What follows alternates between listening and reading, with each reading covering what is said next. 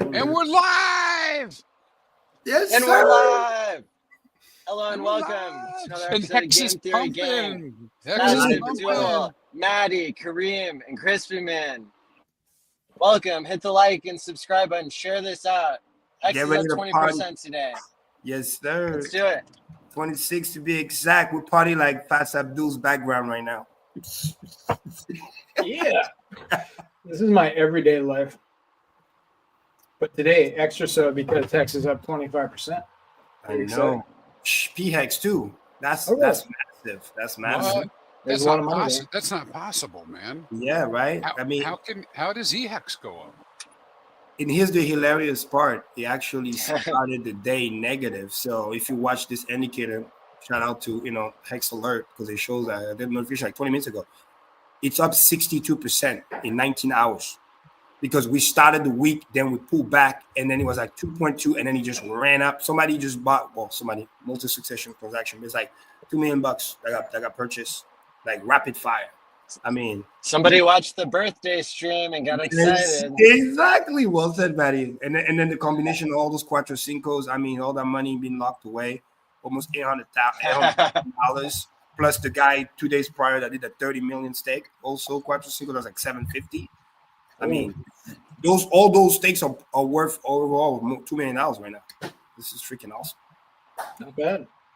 Shout out to everybody in the chat. Welcome. So what do you say to this one? Ooh. Is Pulse way down? I didn't even check. Well, I wouldn't say way down because when Hex was doing the consolidation at 2.2, Pulse stacks, they kind of ran really, really nice. Pulse X touched that 6.006. PulseChain went to 0.824 at some point or 3.4. I think it's just the tick and tack bonding liquidity. So that's my speculation based on what I've been noticing a lot. It's like Hex leads the way. Guys, remember and clip this. Go watch the last 5 shows, 6 shows even, when we're talking about liquidity way back in the day when I first got back, and shout out to Fast Abdul, really breaking things down that day to show people that, we do more than just Hex stuff. But like I warned and I told people, like, the best was, Inc. to PulseX. And to this day, it's vindicated with the best, highest return. But then the way that works is Hex is the leading indicator. It pumps first because some of those people never had a Hex bag. So when they make a lot of money in the other coin, it moves to Hex. Hex pump then drags the rest of them above because it goes first, then the other follows. And funny enough, some of those, speculating, what they call speculated stable coins are also part of the equation. Like I warned people last week, it's like it gets there, but then the money goes to the more, I want to say, battle tested coin, so to speak, but then it rents and repeats. So that's why it's like the flow is moving in. People are learning more about PulseChain. People are learning more about Hex. New liquidity is coming in, awareness coming in. We have all the narratives right now firing on all cylinders. And PulseX just love all the volume. I mean, it's just like, you can't make this shit up. I mean, it's a perfect combination. Like it's like the Avenger team. Like literally every coin is just killing it, doing its thing, Yeah, it's looking pretty good. Yeah. Go team. Amen. Go team Hex, go team PulseChain, and everybody else that's just literally just out there spreading the good word, pushing the education, because we really are starting alt season and pushing in the right direction because, again, number one, Bitcoin dominance is puking to the downside, rightfully so, because you got the likes of the XRPs, Ethereum a little bit, but all the other coins that usually were known to only really pop during alt season, OG coins, will start to come up. So retail is coming back because that's the coin they used to buy on their exchange. They start to pop up, and then although Michael Saylor just bought last week or this week like $1.5 billion, that thing barely even made the news. It goes to show that people care a little less about Bitcoin and more about the alts because they know this is where the better multiples are going to come. Now, we're still grateful that Saylor does that. We don't want Bitcoin to crash because, if he crashes, it's not going to help anybody. But the fact that it's just, hovering around there, and hopefully this week by Friday, we get the Fed meeting, we're going to get the rate cut, 70% chance they're going to cut it. We don't know about how much, but even if they do 25 basis point, that's still good enough. We'll get a full point before the end of the year. That is bullish for everything all together. We get What do we want? We want cuts or we don't want cuts? No, we want cuts because right now the DXY is very strong, and if it gets too strong, yes, we get better purchasing power against other currencies around the world. But remember, we're in crypto. Too strong of a dollar is bad for Bitcoin because your purchasing power increased, therefore Bitcoin goes down. Because the thesis was government can be trusted, they print money like crazy, therefore go to crypto because you protect your purchasing power. If the purchasing power has to go higher, then the crypto has to go down because it's like, well, right now we've been so lucky in a way because we've been going up and the purchasing power has also been going up. But now it's getting to a point where the rate needs to be like going down. If not, unemployment rate is going to start rising faster because people are still struggling. We're forgetting that. Like they've been doing better than anticipated. Market has been resilient, but sooner or later, if you keep overstressing somebody, at some point they're going to break. So I think the Fed is smart about that, learning about like, hey, it's good to have a head start, but now it's getting ready to cut. And remember, they got to get ready for the budget of next year, you know what I mean? Which is supposedly somewhere close to $3 trillion, which is insane. Hopefully with Doge, they're going to try to lower that budget down. But still, even if it's 1.5 or 2 trillion, where are they going to get the fucking money, right? It's deficit spending. They got to print it. So the way they do it, so imagine like in crypto talk, like, you know what I mean? You're about to print your shitcoin, but then you're like, well, we don't have a lot of liquidity right now. So we got to hype the coin first, create a massive pump, attract the people in, and then we print. And then after that, that's when we start liquidating. So I think it's getting geared for that. And rates start trending down also, which is good. So we're getting the real fireworks that we are used to from 2017 and 2021, which is dollars start to go down. Because even as a country, economically speaking, if you're doing a lot of import-export, especially export, you do not want your currency to be too strong. Because if it's too strong, people they have a hard time transacting with you. And again, China started the party by printing money, and also global liquidity is going up because of them. Europe joined the party. America is going to be the last domino to join the party. But when they join, as the DXY being the biggest, it's going to really, really just send us to Valhalla. So we're getting geared for something really, really good. You know what I mean? And who knows, big institution might hit a new level of FOMO. For those who remember the first time, it took a while, but the first time we cracked the 10K after trying so hard, but then it was, oh my God, new paradigm shift. Bitcoin got a new digits, right? When we went from 4-figure to 5-figure, all of a sudden, it's like you get a new status. I think that was the stock market status, but the 100K status, this is when we get like pension funds, nation states, you know what I mean? Like big money, like people that literally run the bond market, that kind of money. So, and for them, they'll be looking at, oh yeah, less than 100K, it's too small. They can't buy that. You know what I mean? They want something to start looking like Berkshire Hathaway, like, you know what I mean? Big. And then now they're going to start buying, you're going to start getting those, like we're seeing Michael Saylor right now, the $2 billion purchase are going to be like, oh yeah, nothing to see here. It started looking like $1 million purchase. Back in the day, oh my God, $1 billion came to Bitcoin. Or the first time when Elon and Tesla bought 300 or 600 million worth of Bitcoin, I don't know exactly what it was. That was a big news. Now it's like, if you don't even talk about $1 billion plus, we don't even talk about you like that. You know what I mean? So, but we're gearing for greatness right now. So very, very excited. What's up with you guys today? I'm still recovering from spending 6 hours on a stream with Matty the other day, but he's on the stream for 25 hours, so I'm not quite sure. He's probably in a coma somewhere, maybe hooked up to life support. What? I'm driving across the country, man. What? I got to get the word out. There you go. Love it, Matty. Love it.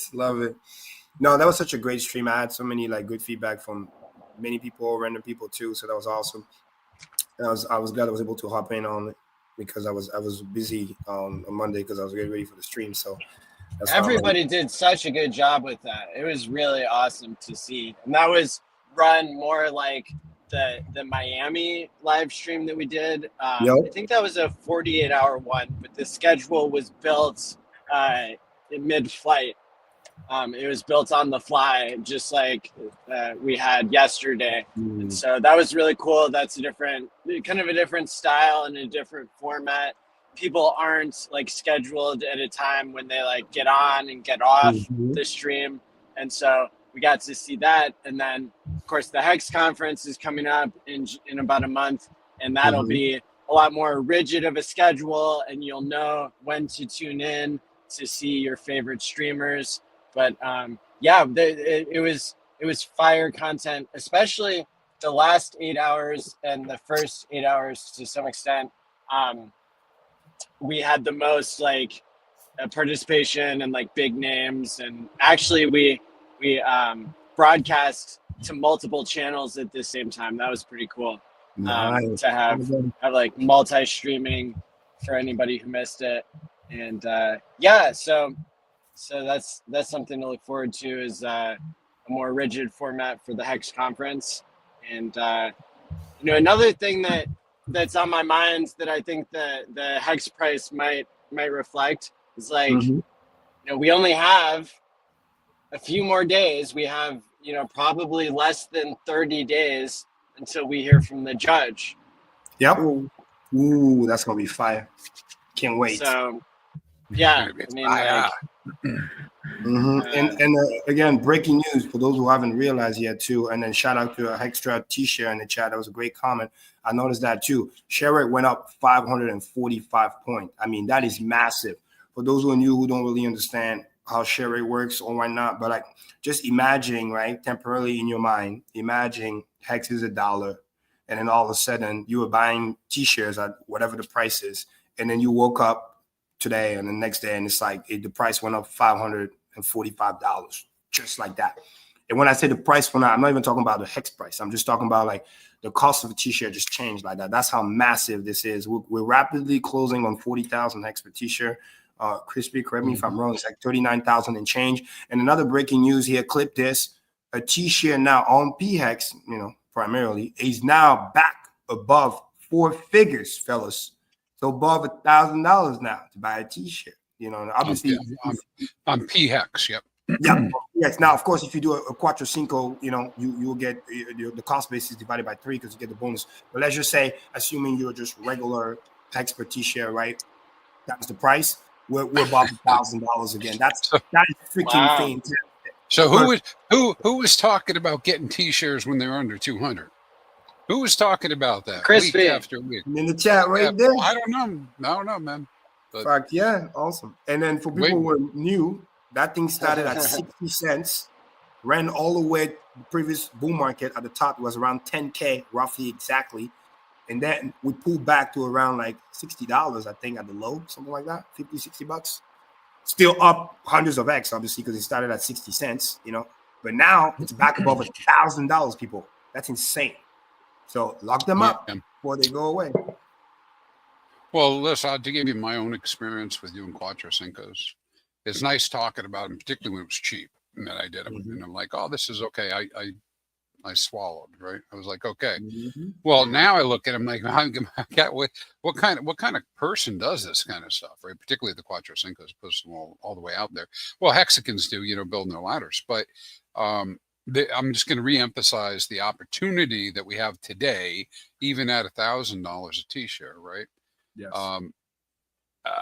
How many people you think are going to come forward when it's $10,000, $20,000, $50,000 a T-shirt? No, right? Right. I mean, because I don't. More people will. More. They will. Ironically, they will. Yeah. You might have more. You might have more people. But how many T-shirts are they going to get? Oh, way less. Less. Right. Because I mean, those of us who are already in, we have our Hex, and we've usually there's some in-betweeners, but I mean, usually you've staked it, or you don't believe in staking, right? So who's going to be adding those? Who's going to be adding those new T-shares? It'll be the new people who get attracted in because the prices are up, and they got to be long thinking. But if they're the new guys and they're not wealthy, most people ain't got $1,000, right? So how many T-shares they getting? They ain't getting T-shares. They're getting B shares. They're getting B shares, yeah. Or M shares. Exactly. And it goes back to what we were talking about. And then shout out to Johnny if he's watching, you know what I mean? But this is why his analogy when he's talking about diamonds is so important. Which Johnny are you talking about? You're like Chaos. He had that great video. I don't know if you can find it, but he had a video where he explained like the rock versus a diamond. It's like a little funny, but it's such a good teaching lesson where. And you also tap into the human psychology, right? We've seen it time and time again. You give something to somebody for free, right? They don't respect it. or they don't whatever. And then all of a sudden it's very expensive, or they're whatever they got to pay more for it. Now they want it more. Like, yeah, it's messed up. Even though it was literally the same thing, but the psychology is like, oh wow, expensive, which means it's valuable. Therefore, I want it more. So it's like chasing the green candle. So now they realize that, oh shit, it's real. And then by that time, sadly, those who don't have the wisdom to just like, take our word for it, I guess, is like, oh, it's too expensive now. When it's like literally you had the opportunity earlier to get the same thing for way less, but you didn't. Now you're chasing at a higher price. And then now, fortunately, I guess at that point, this is where things like, the Hedron is going to start being very popular again. The HSI stakes and all this other stuff, all the ways to like get, because now a native T-share is going to become so expensive. As it should, because now you're looking for the second derivative, I guess, so to speak, because the native is just like, whoa, you getting priced out.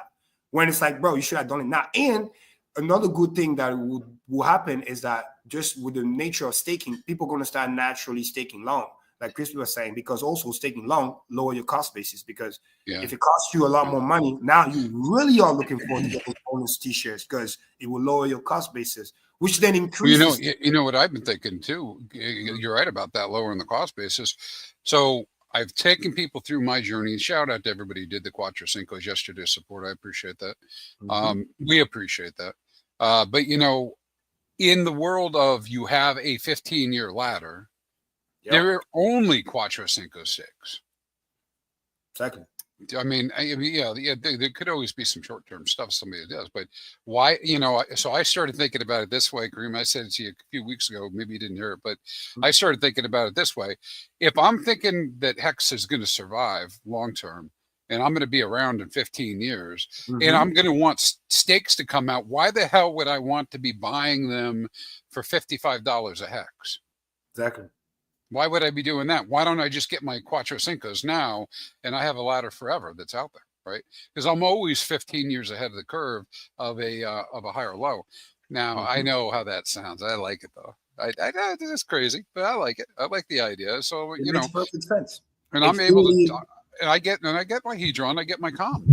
Exactly. I had the same reasoning when I built my ladder, and I told myself by the time the first one comes out, I look at it like, massive amount of Hex, and then every 6 months, because I'm looking at it like a perpetual ladder for life. Because if you do it like that, not only you get that continuity, you get guaranteed maximum T-shares every single time, and more importantly, literally price becomes irrelevant in a sense where it's literally that famous thing that I say time and time and time again, and for the new people watching, it's this. It's like if you leave off the interest and you respect the principle, the price truly is irrelevant because you're literally just cashing out profit every single time. Your initial investment in Hex term never change. If you started with 1 million Hex or 10 million Hex or whatever that was, and then you have all those ladder build up, and at any given time when things ending and you're cashing out, but you always have a net 10 million Hex and up, you're literally just living off profit. Bull market, bear market, bull market, bear market again. Who cares? It doesn't matter. It's just your profit. And if it does like what crypto has been doing over a big cycle, which is comes up a lot, then he retraced 90%, but he always create a higher low, and he does that again and again and again. Over time, not only you're cashing out profit, but over time, cycle after cycle, you're cashing a greater profit. Like after this cycle. So we got a VIP in the chat here. Something nice. I like an awful lot. Far Out Aliens is asking a good question. Do you want to field this one? Yeah. Do B shares still have the same yield rate payouts? I will say this, because technically speaking, yes, because you want to look at it like this. Yield don't matter whether you have small money or big money. If you and I have the same rate, so to speak, at, let's say, hypothetically, 38%, I'm just giving you an example. And again, I'm not talking about because Hex has that extra bonus when you have a big amount of Hex, blah, blah, blah. There's also the bigger pay, better bonus. But let's pretend that doesn't exist. And you have a million Hex or less.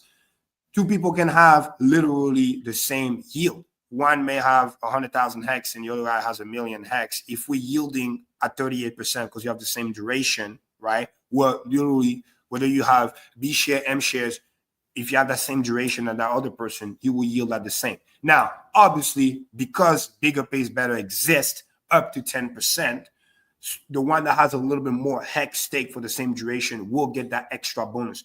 But let's not forget that bigger pays better literally tops out at 10%. longer pays better up to 200%. That's where you get that 3x factor. So that's really, really what you should want to focus about. So it's a great question. And for those secondary places like HSI or I forget the name, the guy that did the Perpetual thing, it's like some of those people are literally solving the bigger pays better by putting you in the pool. So even though you're a small guy, you really are getting that bigger pay better, right? You do get that extra, like I called it, smart contract risk. But let's just say the thing is tested and it's good and you have no problem. It really, really solves that. And then you're getting the same Quattro Cinco as if it was somebody that put 30 million hex like a couple of days ago and then Quattro Cinco that. You literally getting that bigger pay better bonus too because you're in the pool. And usually those pool, last I checked, Fast helped me, they did something around like 96 million hex one time. When they I don't know the exact numbers. Crispy, you might know better. How much is the Maximus DAO Maxi token? Or maybe somebody in the chat knows. You can let us know. But I know it was a big number. It was almost 100 million hex. Big number, like at a decent price too.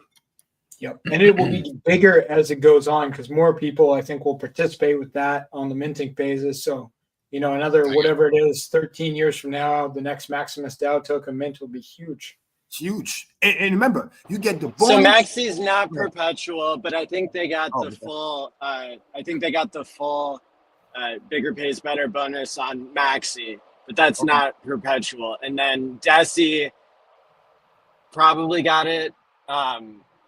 But yeah, then base and everything. I don't think that's been getting the bigger pays better. But yeah, those were incredibly successful programs to have that much hex be involved, especially when hex was at much higher prices. So kudos to Dipcatcher and Goldkey, who were around yesterday and yes, great value for the new guy that comes in that feels demoralized. So that's a great value. Yeah, well said, Manny. Yep. Watch for discounts there. Anything. I think you're right that the price of hex and the price of T-shares will go so high that people will be looking for ways to get a deal. And things like the HSIs, if you buy like an HSI, the hex staking instance NFT on sale via the Lycosa protocol, that's going to be huge. People are going to be looking at that. The actuator protocol has tokenized hex stakes as well. That's another one. I think those are going to be a huge deal when hex is $5 each and T-shares cost whatever. Crispy Baby knows $500,000 a piece. I said it 6 years ago. I don't know if you caught that, but like I literally told people, 5 years ago, sorry. Or 4 years ago, when I first got in, hex a T-share will be more expensive than a Bitcoin. Mark my word. It will happen. It's like we're literally trending so fast towards that. And with the massive share increase that we just saw earlier today, there's going to be many, many more of those. It's going to become a routine thing. I remember when that thing used to barely move a point, guys, a point or 2 points every other day. Now, on any given day, it moves at least 7 to 10 points per day. And then every now and then you get that massive 545 we just got, because there's a lot of people that have ladders and big wallet that also have ladder around Hex birthday. And what that does, which is awesome, is we're celebrating Hex birthday. Everybody that went on the 24-hour live show, not only they benefited greatly, they locked in at a lower T-share rate, they benefited, and then literally the next day, price went up like 30%. I mean, it doesn't get any better than that. You locked in something cool, you got in the pool, and then now price is going up, and then you locked in that lower share rate that you will never see again. That is really, really powerful.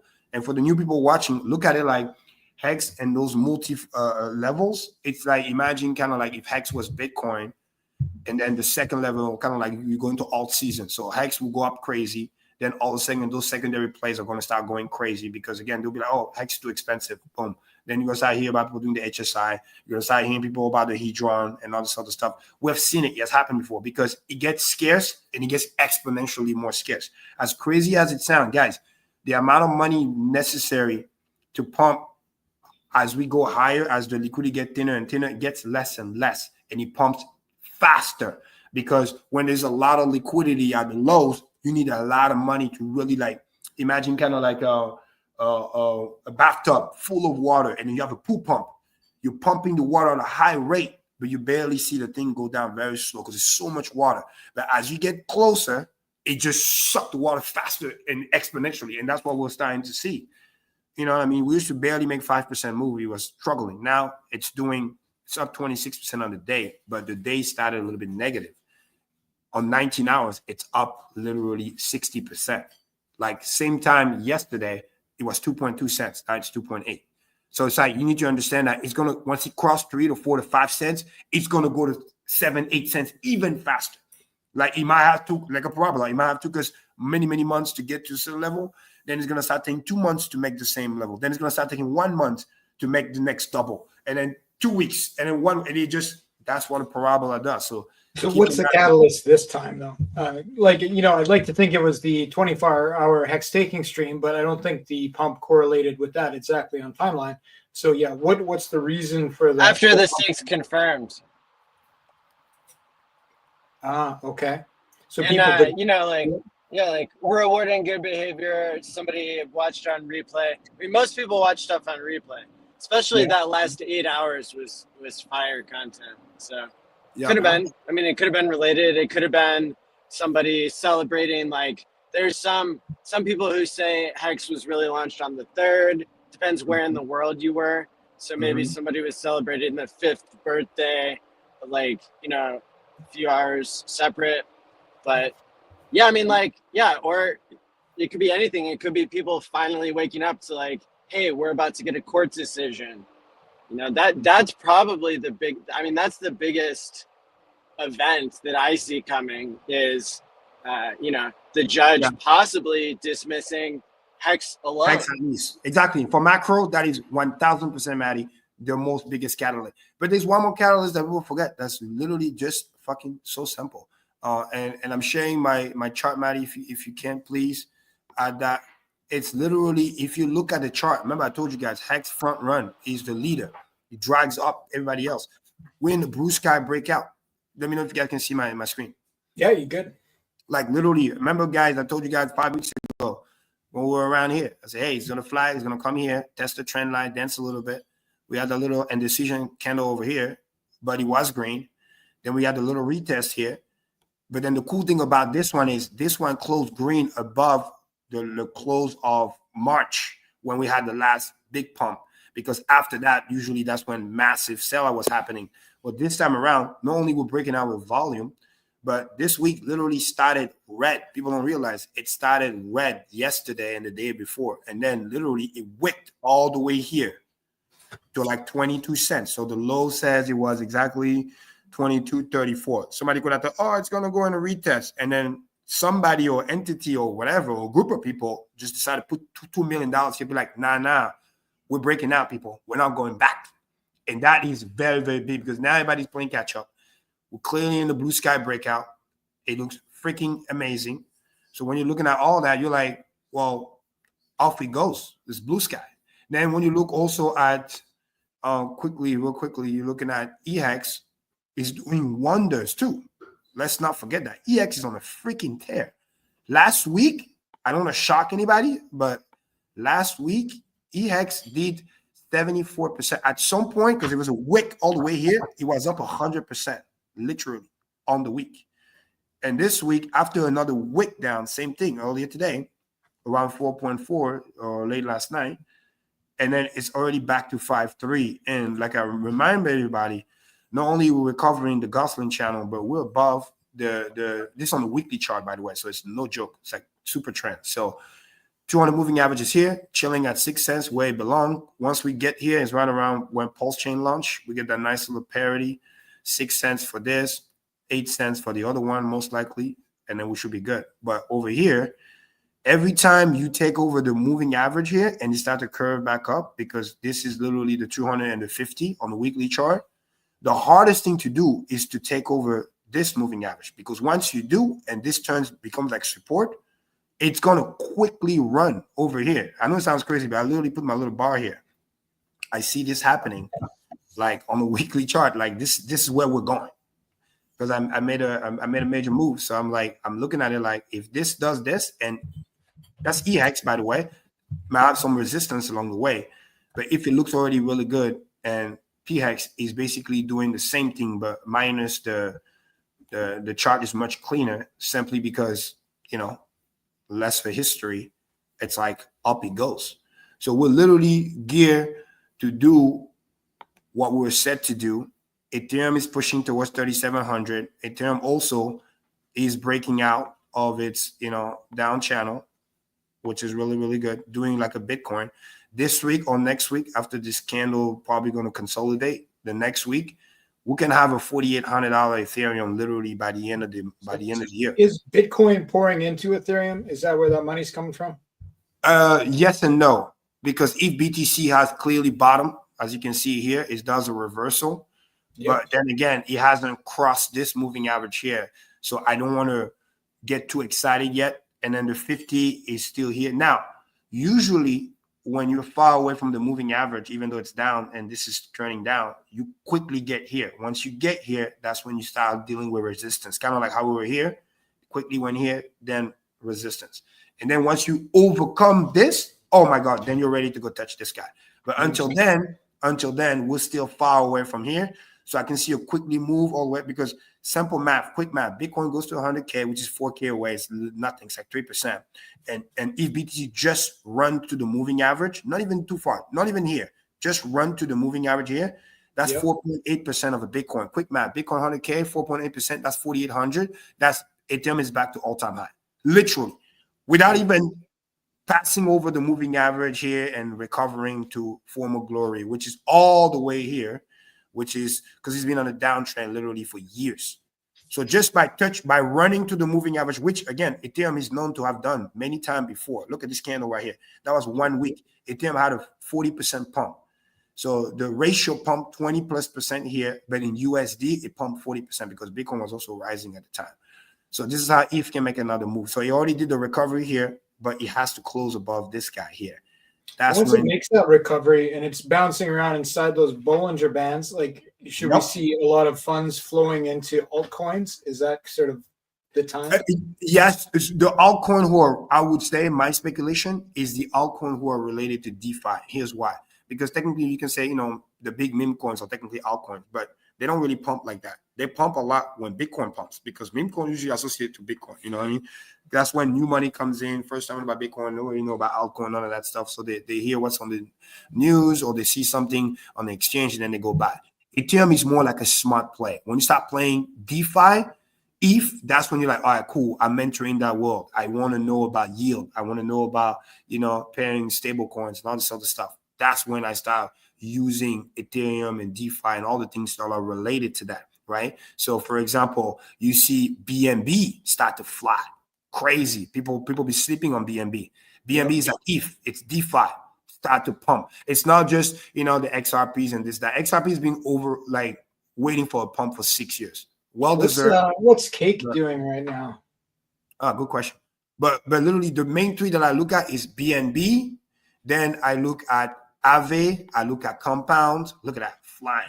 Because especially for us, because this is DeFi play. Because we're going to have our version of that on PulseChain as well, because those are the one where liquidity start to come in. And as the rates continue or start to go down, which is very important for the new people, I'm going to explain this part very slowly. Please pay attention. Is as the yields start going down, right? It's the 2-year yield, peaked already, touched the moving average, trending down. 10-year yield, same as well, almost inverted, but stay uninverted, which is good. As this start going down, what's going to happen is traditional market's going to be like, wait a minute, I'm not getting any return. Because remember, inflation is still around almost 3%, 2.8% to be exact on average. So that's so when you do the nominal inflation for the nominal yield, right, minus the true yield, people are only earning about 1%, 1.3%. So as this continues to go down, meaning Fed continue to lower rate, we start to go to 4%, then 3.5, 3.75%, like right around here. What's going to happen is big money is basically getting less than 1% of true yield on their money, because if you start getting paid a 3% or 3.8% yield, but then you have to pay 2.8% inflation, your only true yield is 1%. So what do? The next thing is you want to go to Ethereum, you want to go to the Aave, the Compound of the world.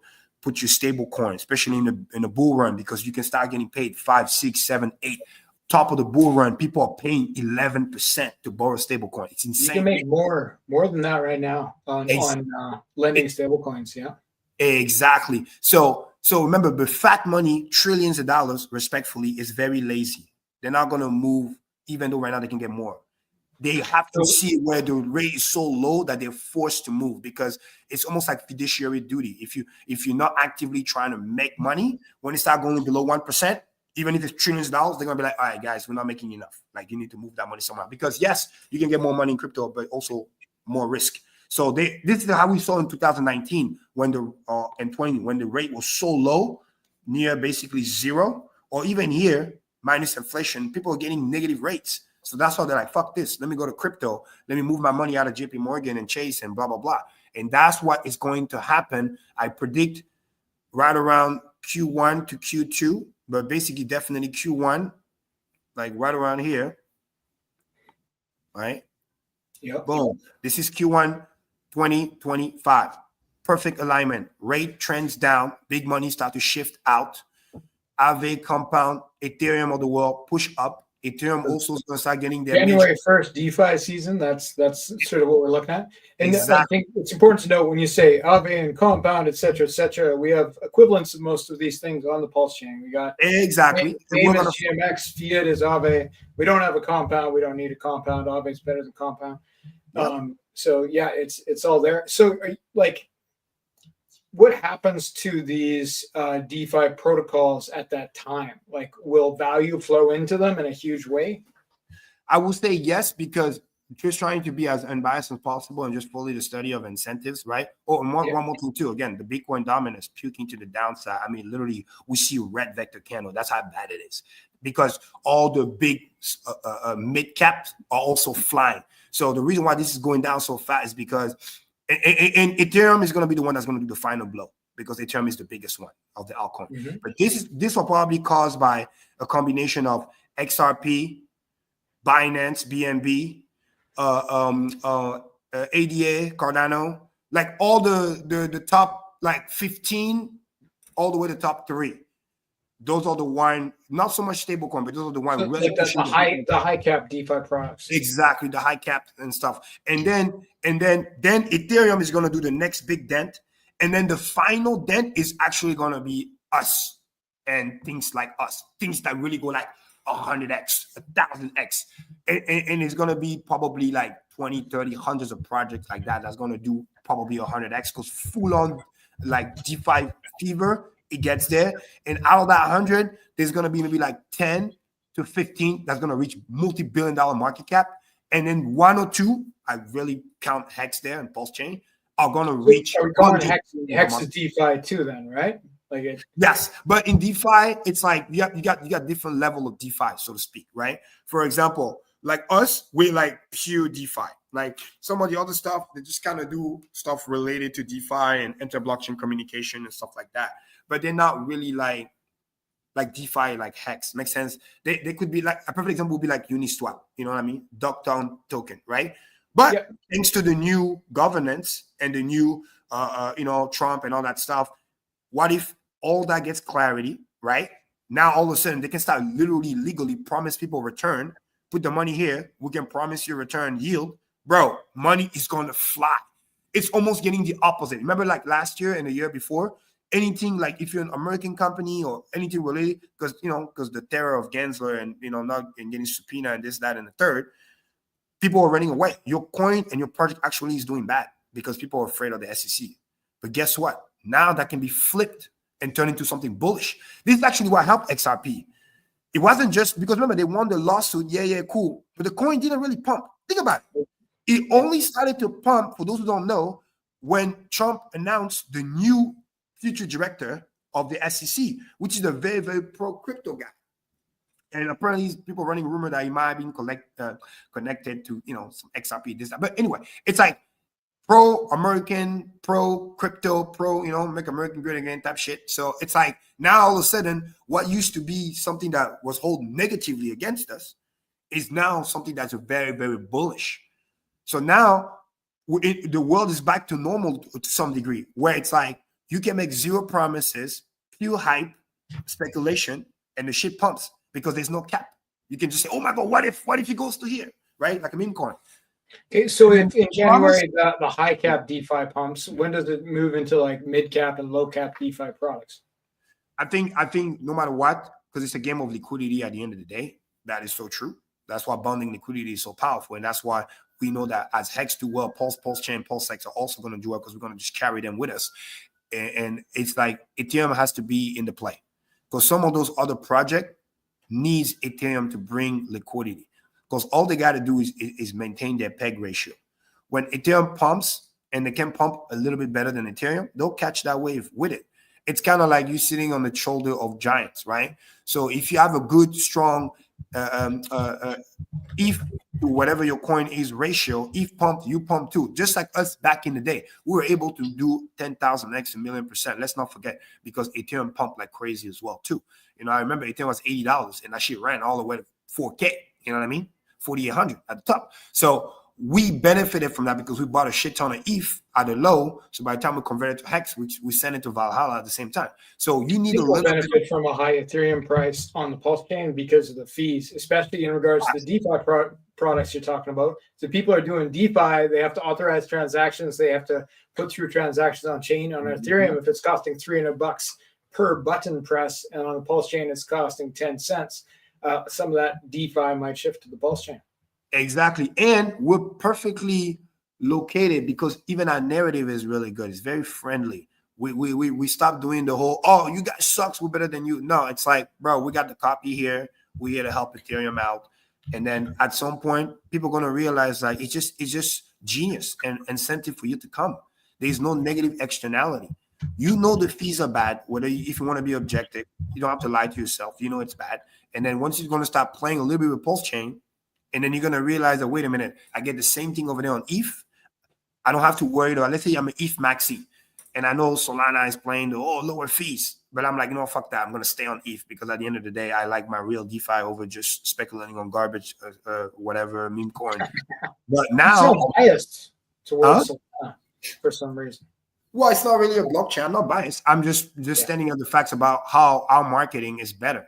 Because in the short term, make no mistake, you made money.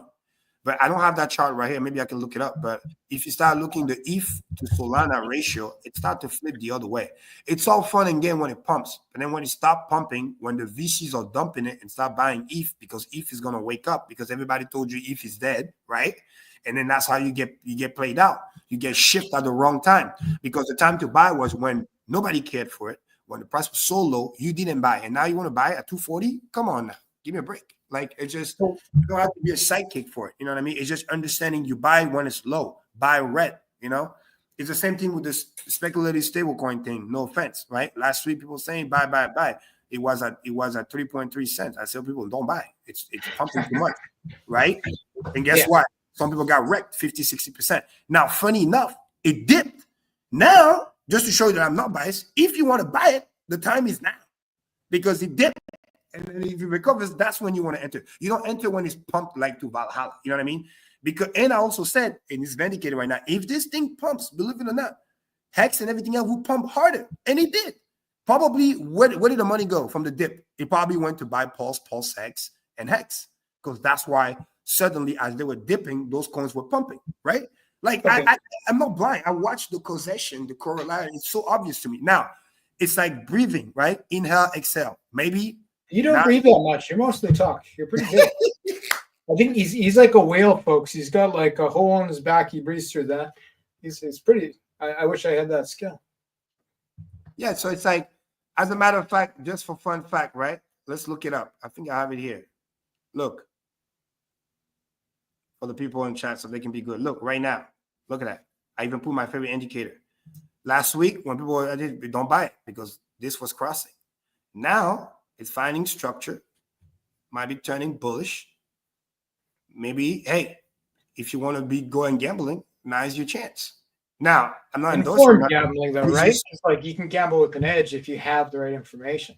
Yeah, I just tell people, like, do what you want to do. But at the end of the day, don't come crying later if you get wrecked. You know what I mean? No, not financial advice, to be sure. Exactly. But also, if you have conviction over something, just don't buy it when it looks toppy. You know what I mean?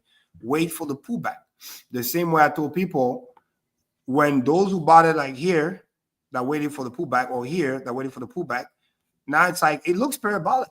It looks like it's going. It pulls back 50, 60%, but it's still, hundreds of percent from where it was not too long ago over here. So it's like, but then again, you gotta watch out the signs. You know what I mean? You gotta make sure that if you're gonna speculate, at least use as many technical as you can. And the fun fact that I realized too is that the PUSDC is literally doing similar things. You know what I mean? If you go, hold up. Speaking of indicators, what about the Fibonacci sequence? Is that on your list of indicators? Well, that's mainly for those who really trade. I don't really trade like that. I just look at it like, if as an investor, if I wanted to get in, at what time would I get it, right? See how like this, the little breakout, this, that. These seems to be self-fulfilling prophecies though, right? Like if enough people believe this is the day, it can become the day. And my research tells me that December 5th is a key Fibonacci sequence day. So we could see some movement if the crowd believes it and if the math is true. Or another thing too, just to help the people who are like that. There's one thing that I think somebody mentioned it, which makes sense. You talk about catalysts, right? There's the December 6th, because apparently that's when the vote is going to happen for the vote or whatever. If the speculations are true, say, oh, it's Richard, this, that. Well, we'll see. We'll see if he's going to vote or not. You know what I mean? So, but I'm doing a stream for that. I'm going to do a little mini conference for PDI coming up right before that vote. So that'll be like, I don't know, whenever that is this week. I'm going to squeeze it in on this channel. We'll get some replay action of like stuff explaining in great detail. And then we'll have some live guests to go over like, to do some like coverage on it, because I think it's important. And I want more people to understand Hart's Law and liquidity and just this, how strong this PDI narrative is. Hexicans don't have to be the ones telling PDI people they're wrong. We already got enough of that as Hexicans getting gate capped, and everybody's entitled to their opinion. But for me, I stopped talking shit on PDI, and now I want, I want to support, any community of people. I consider myself in PDI because I'm in PulseChain and the liquidity is paired. I might have bought a tiny little bit at the top, but I'm doing it more because I see the excitement and I see lots of potential there, and it maps onto a lot of things I've already been discovering myself with liquidity and getting something to a price and stuff like that with Matty tokens. So yeah, I dig it. And people can, if people want to check that out, you can go to pdieconference.com or Telegram or Twitter. Nice. Matty, it's good. And if I may, I think you're the perfect example, and that's going to help me really put this to bed once and for all in a good way, because you're the perfect example to understand that, okay, like you said, you may have bought something on top, but you did like a tiny amount. It's not like, you did your whole bag and stuff like that. And that's what I want to avoid people, because, if you do that, because some people, they don't listen. They're like, oh yeah. And then you get wicked 40-some%, and maybe you say, and then you're going to be like, oh my God, I got destroyed. That's the only you want to avoid. And if people learn how to get a decent entry, right, if they want to play a narrative, then at least they get somewhere protected, and then they get their fix, they get the little gamble or whatever, but at least they know. And that's why we over here, at least for the most part, we just want to educate people about the risks and understand that if they're going to get in, at least trying to use as many things in your favor that's going to make you like, oh my God, at least I'm not getting wrecked, so to speak. I'm not betting the whole entire farm and then get wrecked, because then that's going to be very, very sad. Because yes, some of the peaks are happening while the other coins are pumping. And let's say if the person would have emptied their whole bag, now all of a sudden they went on a coin that went down 40-50%. And then the coin that they were supposed to be in went up literally 50, 60, 100%. And then it's like, fuck. Because EHEX got a lot of love too. People forget there's a lot of EHEX on PulseChain. EHEX got 100% pump last week. I did some chain analysis. Some of that money came from PDI.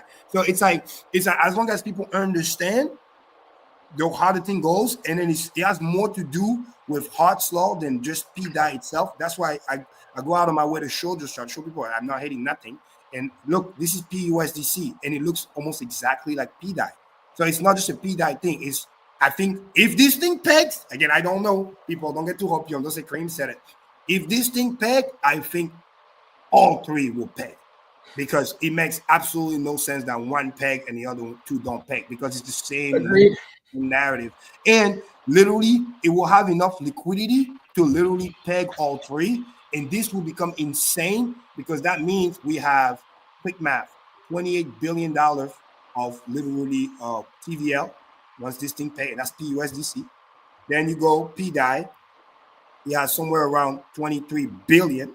Okay, so you add 28 plus 23, that's 40, that's 51 billion. See, 2.0 almost exactly the same price, bullish the same way. MACD cross coming in, DMI coming in. I mean, literally, it is bullish. There's no, and even PUSDC, I opened that for fun too. Obviously, this one is a little bit lagging behind, but nonetheless, the chart looks very, very similar. It still follows. It's just like 20% behind. Exactly. If you want to be extra DJing, you buy PUSDT. Because it's undervalued and you had a MACD crossed already. I mean, but jokes aside, it's like, if we get this, obviously this one is lagging behind because it's a bigger market cap. It's 36 billion. But in the ideal world, based on what Maddie perfectly said the other night about also the narrative, it attracts people in, blah, blah, blah, blah, blah. There's a lot more crypto people, especially the Asian community, that have a lot of USDT, and they're way more degen. So the higher even this guy and all the USDC people start going up, it brings new customers, because those customers might find out that they have a free copy somewhere that's worth money. So now when you add all three, right, 51 billion plus 36 over here, that makes you $87 billion of TVL that can be added just like that on top of PulseChain TVL. It ain't nothing. Exactly. Pulse Hex TVL, all this other stuff. So I'm just saying, you can see Hart's Law in play here. All the chart looks similar. PDAI and PUSDT are literally identical. But when you look at the chart, in conclusion, it's like, be excited. But like Maddie said, right, don't go bet the whole farm. You know what I mean? Trying to look at indicator, like buy on dips like this. Don't buy near tops. You know what I mean? I literally put this indicator for you to watch for a fucking reason. But people don't even pay attention. Like, you know what I mean? So it's like, protect yourself. Because Yield now, farming. Make some yield while it's going up and down. There's going to be volatility. Yield farming can be a win on something, as long as there's not too much impermanent loss. But watch this. You're gonna laugh fast, Abdul. I'm taking one thing from your book. If you watch and see what I just showed, I literally just show people how PDAI literally look like PUSDC. They're almost identical. Exactly. So if you're gonna yield farm, you can literally yield farm PDAI with PUSDT and with PUSDC. It's literally. I have that pair set up. It's PUSDT and PDAI set up as a pair, and it's paying 300%. The fees are insane because there's so much. I'm gonna put back on the weekly chart. If this thing goes to $1, okay, big if, because right, I promise everybody I will show, because I am not a hater. But if I were to chart this thing, right, volume came in, that's really bullish, because he basically closed the party saying that in a balance of probability, again, nothing's guaranteed, the price should not go below a penny anymore. That ship has sailed, because over here, those who are playing with it already got played, and whoever was here literally scooped the rest and closed the door. It's like, I've seen this. I remember seeing this for Hex 2, where we crossed the penny the first time. Everyone, there was massive volume, and then never to be seen for a very long time. Yes, the bear market came and blah, blah, blah. But nonetheless, volume-wise, this is very, very bullish. Yes, the thing retraced from the top wick 50+%. But when you zoom out, like I always told you guys, weekly candle, this is very, very bullish. When you look on the daily or the 4-hour, just make it easier because of the indicator, this looks bullish. You know what I mean? When you look at the MACD, you're getting a MACD cross coming in soon, and all the other indicator looking good. When you look at it on the daily, this is a little bit scary, but again, it hasn't crossed. So he could literally just create another massive bearish diversion. But before he does that, it could easily go to 5 cents first. So let's say, Kareem, if the three of those do together reach $1, How much total value does that add to the chain? Well, in terms of TVL value alone, it's literally $87 billion. I mean, this is insane because, and also just the sheer trading volume, just for fun. $87 billion. Is that just PDI or is that all of them? No, all three. Look, 87 PDI 23 billion, right? PUSDT, the biggest one. That's why it's a little bit lagging, but it's doing the same thing. 36 bill. And then PUSDC, show you again, that one is 28 billion. So 23 plus 28 equals 51, right? 51 plus 36 equals 87 billion. Now, it's safe to say that just in terms of TVL, I'm going to show the bullish case first, then I'm going to show the potential negative, right? To show the balance for everybody. And PUSDC is the easiest example because PDI, we know based on somebody's video, whatever, Richard, well, the wallets, the sacrifice wallet like 12.2 or 12.5 billion. So like 55% of supply. So that's why it's a little bit different. But clearly, PUSDC is tracking PDI like a fucking hawk because ideally that's the stable coin we want to be close to because a lot of the Hex liquidity is tied with USDC and also DAI, right? And EDAI. So having that as a secondary reserve is really, really important. USDT will just be the cherry on top. That's when we get word dominance because if you get PUSDT to $1, bro, the whole world is coming. The exchange that hate us, they're going to list us. They have to. Well, because we have so many billions. Like $87 billion would make, like, even if that was the only thing on PulseChain, there was no other current total value locked on the PulseChain, that would make PulseChain more than twice as big as Solana. Exactly. And just for people to understand why I'm saying this again, highly speculative, but I'm going to show you the study of incentives. You know how exchange talk shit about us, this, that, and the third, but if Richard is behind it, again, I don't know. That's why I told people don't speculate. We can speculate, yes, but don't say like it's certainty. I don't like when people say, oh, it's certain. It's not. It's a speculation. But I can see the logic behind the speculation. Those people hate us at the end of the day. But at the end of the day, they don't hate money. And instead of worrying about doing, oh, we're going to do a bribe and this, that, and the third, we don't do that. We don't play this game. We never pay nothing for nothing. But we understand how technology works. We understand how copy works. We understand that all the big exchanges have a big bag of stable coins, and around the Snapchat they had those big bags too, whether it is USDC, USDT, or we had those two. So we know that the American exchange, for the most part, if USDC, especially Coinbase, goes near that fucking dollar, I promise you, they will either bridge to PulseChain or they're gonna list PulseChain over there. Because they got their copy. You remember, I used the analogy last week about the whole Bitcoin Cash debacle. They act like they didn't care. We're not going to list Bitcoin Cash. It's not the real Bitcoin. We don't care. But when the war started and Bitcoin Cash at the peak became 45% of a Bitcoin, when Roger and crew really pumped the fuck out of it, it was so scary and they were making so much money that people literally sue Coinbase. They have to be like, bro, you better list that shit because we know you got the money. Because you're making the money and that's our coin. So we deserve our copy. And that's why they had to list by force. They were forced to list because if they don't list, people say you stole our money. I'm thinking, again, massive speculation. I don't know. But I can see a logic where by pegging all those motherfuckers, all those exchanges are having a big bag of their customers' money. And those customers, when they find out about it, they're going to be like, bro, where's my copy?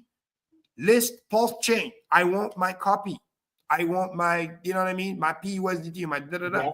Yeah. If people will start asking for their copies from Binance and stuff, exactly. It's huge bags of all these things. My God. It's going to be insane because people say, oh, but why don't they just take their money and then bridge the PulseChain? No, because the copy is already in the exchange wallet.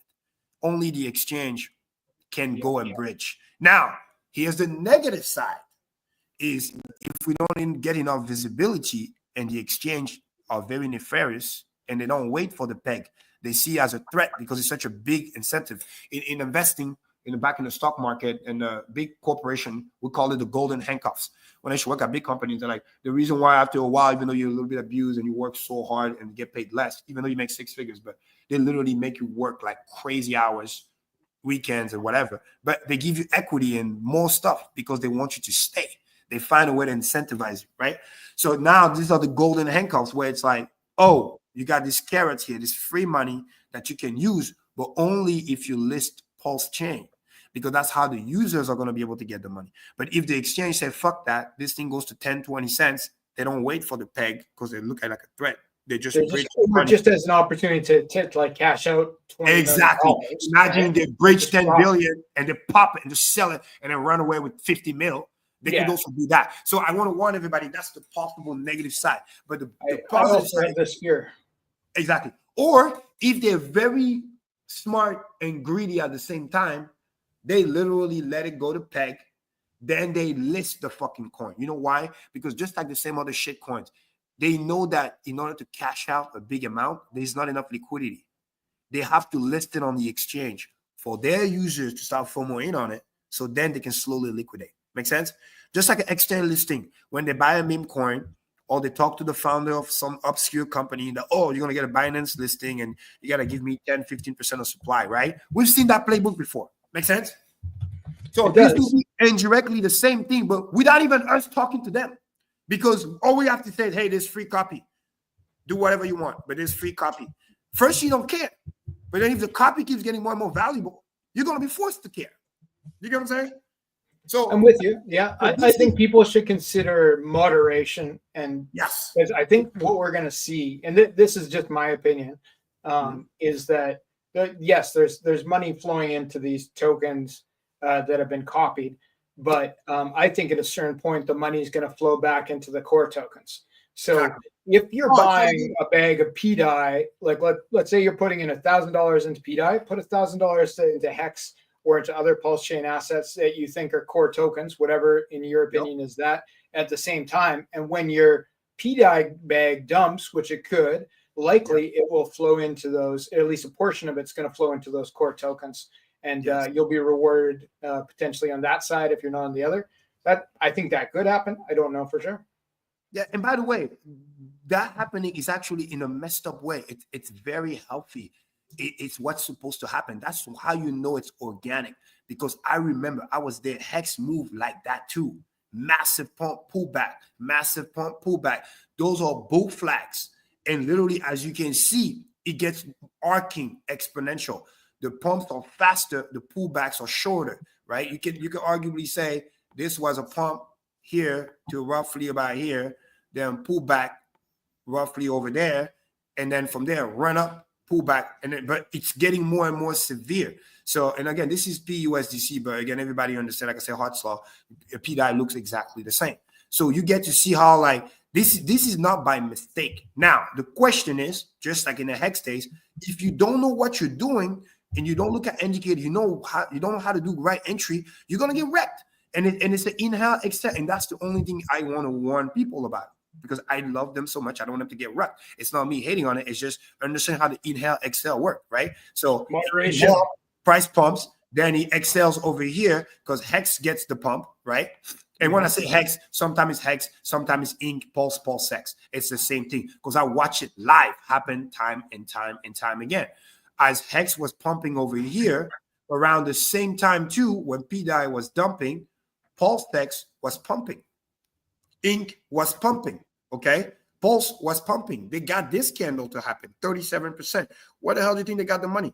It came from PDI, right? Same thing with Ink, right? Last week, pump really, really nice. Look at that, 54%.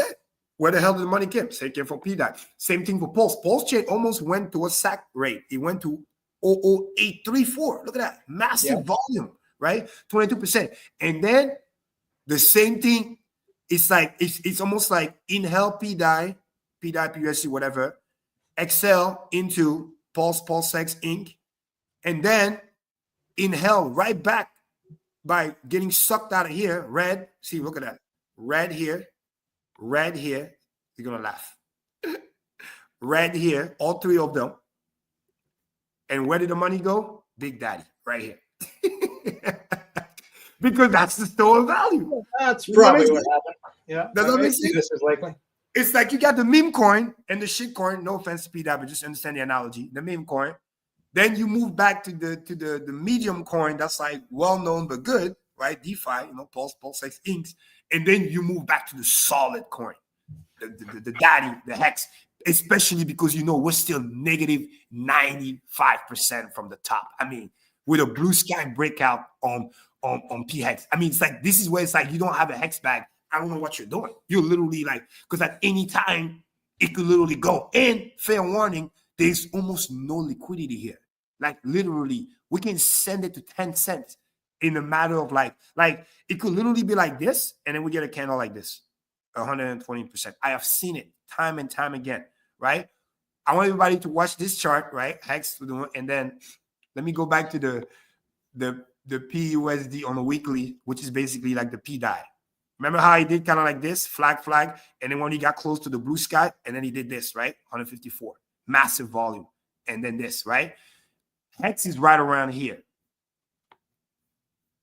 It's literally about to get close to that top, and then either this week, starting already now, 13%, and we're only Tuesday. There's 5 more days to go. We can literally finish the week at 5 cents. Like I told people time and time again, I was there. I watch it live. Textbook. The next stop from here is 5 cents. Literally, it quickly goes like that. 5 cents, pull back, 3.5. Retouch the previous stop, hang around here for a little bit, move back to 5 cents again, pull back, 4 cents, do the flag. It's literally like you did on EX back in the day. And then as we get a massive flag here that drills like this, oh, hold on, let me just draw it for people. It's going to go like this. 5 cents. Oh, no, hold on. Why is it not writing? Yeah, we got to get the bush. Sorry, 1 second. I literally got to draw this. Boom. It will go like that. 5 cents. Then it will go like that. Back to 4 cents. Then it will go like that. Back to about 5 cents. Then it will go like that. 4.5. And then it will pop. Literally. I kid you not. I was there, bro. I watched it. So these exact lines are going to happen. Then it goes to 8 cents. People are crying. Why is it pumping so much? And then it pulls back all the way back here to 5.5. Retest the previous low like that. And then literally 10 cents. And then pull back like that. Then 18 cents. Pull back like that. 15. And then now it's a game of 5. Literally almost like cuatro cincos. It's like after 10 cents, especially, it's like every pitch stop is like 5 cents. 10 cents, 15. 15, pull back, 13.5. 13.5, go back to 15 again. Test it again, pull back to 14, test it again. Then if we pass 50, it quickly goes to 20. 20, pull back, 18, 18, it goes 22. It's like literally because it goes faster and faster because it's low liquidity. Because so can you explain that liquidity thing? I don't think everybody's going to get that. What do you mean by like there's low liquidity? Okay, low liquidity in the number of coin. As higher as we go, it's so sad that DexScreener doesn't have that. But back in the day with Uniswap V2, we used to have the liquidity number of coin literally on the top right here, showing us. We have less than 1 billion already, which is massive. People don't understand. Because I remember there's going to be 2-3 billions. We should have billions of hex at the low here. A lot of that liquidity got sucked out. And a lot of that liquidity just got removed because people are sell, adding to the bag. And then here, massive liquidity get removed because big wealth, they don't sell. And the best way they buy is by providing liquidity. So in other words, they create the pair, they put the USDC, and they wait for you to dump the hex, pick up the USDC. So you create the pair to be unbalanced. It's like, for example, when people are bullish, you're saying there's more liquidity at the bottom, whereas they could sell into, and less liquidity at the top. So it's easier for the green candles to shoot up because there's no roof that's stopping them from going. Exactly. So example like this, practical example. Let's say right around here, okay, I provided liquidity to create bid support, right? Let's just say hypothetical. No, let's say right around here. Perfect. I put, let's say $1 million, okay? It's just an example. I put $1 million USDC or USD liquidity paired with some hex. Let's say there was only about 500 million hex with pairing with $1 million. Now people start to sell. What happens to that ratio? The number of hex on the left side is increasing while the USD on the right side is decreasing. By the time it gets here, you may have literally maybe $500,000 of liquidity on the right side on the USD. And then you had originally, like I said, about 500 million hex. Now maybe you have 1 billion hex sitting here. Then all the way down here, just to show you how the moving of a square works, you can have 2 billion hex on the left side and then only $250,000 worth of stablecoin. And then what do? You remove the liquidity This is how you cash out 2 billion hex. You remove that out of the circulation. You create a new liquidity pair of maybe, $100,000, okay, of USD stablecoin. And then instead of putting billions of hex, you only put like somewhere around like 100 million hex. And then you stop pumping the price by adding more stables on the right side while removing, again, basically buying the coins on the left side. Push the price up very fast with barely any volume because you remove the liquidity. That's how the world do it smartly. Then people start to selling. So they start adding more hex into the thing. This is not you. This is people selling. But then you just keep buying. And then right around here, you do the same thing because all the people who sold already sold. Then you remove the liquidity again, maybe by 50%, just to make it thinner. And then you pump the fuck out of it. And this is where it gets crazy out of here because the majority of people who sold already sold. When you start going here and here, only the long-term believers are here. And the long-term believer, like myself, we're looking at hex at $1. So we ain't trying to sell right now. So we're now going to add more like sell support, which then means price goes up, green candle. As you know, it's the best advertising, which then brings more buying. Now, all of a sudden, a chain reaction is happening, which means the hex are just being siphoned out of the pool. As people FOMO more, they pump the price higher by buying whatever's left in the pool, and the USD gets added as the hex gets removed, which is, again, that's the equation that generates price. It's a ratio, right? Ratio of how many hex on the left side versus how many USD on the right side. So if you keep adding USD on the right side, stablecoin, and removing X on the left side, price goes up, and it moves as a function of a square. You remove literally like only 25% of the liquidity in hex term to literally basically double the price. Yep. That's what we're doing. I want to go over like the types of liquidity that could be affecting this so that people understand. So there's like the V2 pools, that's 50-50, right? So it's going to move up. It move up a little slower in a V2 pool. It's pulling up and down with the two sides, but people can set V3 pools, which they can set a specific line of liquidity. And often those are going to be set up at a range where somebody is selling out. And that's the ceiling that once it punches through and there's very little V3 liquidity on the other side, there's only V2 left where you can really get the pump. And if you can look at like it used to be on Ethereum, we'd look at like the Uniswap charts all the time for Hex, and you could see that V3 ceiling. And every time it punched through a big line of liquidity, the price, if it bounced off the top, it would shoot up. And I think that's what and guess what? To even double down on your point, I don't know if you know this, but this is literally why at the time we said Uniswap was such a good invention, the function that they created, right? Why guys 4K? Because it's even more gangster than that. Because this is exactly why PulseX, PulseX, for those who don't know, never even bothered to upgrade to V3. PulseX is only V2. So in other words, let me see, where's that side that shows liquidity? Where is it? Where's not stats? Where do we go to go Pulse to see the liquidity again? Oh, right here. I would just look right on Pulse. All right, so right here. So no offense to anybody else that's on here, but you see this number right here, 94%. So it literally already made your point, but like on steroid. In other words, all the other stuff, probably this guy, they probably have V3 function, one-way liquidity, whatever. But they're literally a rounding error because most of the liquidity is right here, V1, V2. V1 and V2 PulseX are literally Uniswap V1, V2, which are symmetrical liquidity. They don't have any V3 allowed. And this is where 94% of the liquidity is. So what I just explained is literally what is actually happening. And this is where the big whales are also setting up the liquidity. Those are the ones that can literally add and remove.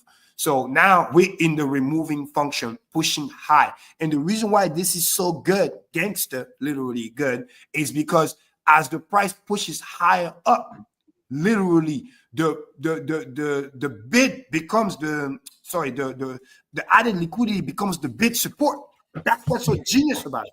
Which then means, for simple English, for those who don't know, it's that literally when the price gets there and everybody already quote unquote dump all their hex or whatever, those who didn't believe in the prophecy of the dollar, so to speak, or sold here and do all this volume, once the price gets here and start reaching escape velocity, as the price goes higher because of symmetrical liquidity, for you to push the price down, you need to have hex already because it's pure DeFi. If you don't have hex, you can't push the price down. And As the price goes higher and higher, which increases the market cap, it also beefs up the liquidity automatically. Because now, let's say the liquidity was 5 million. I'm just giving an example. As the price goes higher and the market cap shoots up, the liquidity also doubles because the price of the coin is rising as the price is rising. Therefore, the liquidity value is rising. So now when you get for example, 10 cents hex, and you don't have any hex to sell, and we're talking symmetrical liquidity, you cannot push the price down. It literally stays at 10 cents. And then if you're a new buyer coming in, you need to have 10 cents for every hex you want to buy.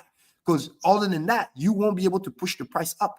And because it's symmetrical liquidity, for you to push the price up, you need to come with some serious volume, some serious dough, so to speak, to really push it up. And as you push it up, you get the hex and you set the new floor, let's say over here, 13, 14 cents, which again, the scenario repeats itself. If somebody don't like the price and want to push it down, well, how are you going to push it down if you don't have any coin to sell? Yep, exactly. You got to buy it up before you can push it down. So exactly. And let's see people who bought in the bottom that could push it down, but those are likely the true believers who bought at the lows. They're less likely to sell at comparative highs than somebody who bought midway through. Exactly. And one more genius thing about the V2, why it's so great, symmetrical liquidity, why the term is symmetrical. Let's say a nefarious actor see oh my God, it's pumping. Let me come and start some shenanigan. Buy a crazy amount of hex at 10 cents, for example. Push the price all the way to 17 cents. And then think he's creating some panic and then sells everything down. Because literally his money, nobody took his money. It just sits there as the bid. Literally, he's at 10 cents, push the price to 17, then sell everything back. He's right back to 10 cents. So in other words, he's just break even at best, and actually worse because he has to pay fees. So in other words, he can't even play shenanigans because literally the symmetrical liquidity actually protects the price too. Because that's where those other protocols will end up helping us, I believe. Other options for liquidity, because that's where, like, when the price of hex is really high, people are going to come in and they're going to set limit orders and V3 liquidity at lower levels so they can capture those dumps, which will make it bounce, right? So whereas V2, it's equal throughout. It's V2 is a great tool. It's good for stability, but these other tools, it's a good tool for founders who are providing liquidity. But for users, if you want to deal like to set a V3 line of liquidity, that's where if it comes into your range and you pull the liquidity, then you get to keep it. I think we'll see that. So once hex is like 10 cents, I bet you there's a whole bunch of liquidity at like 7 cents, right? And this is what it'll bounce off that if somebody tries to sell. Yep, this is why those weeks like this are going to be created again. These weeks like that. Because it's exactly what you just said. It got here quickly, and then somebody with some V3 just captured this. But guess what? There'll be a wall, like a floor of V3 liquidity for it to bounce off.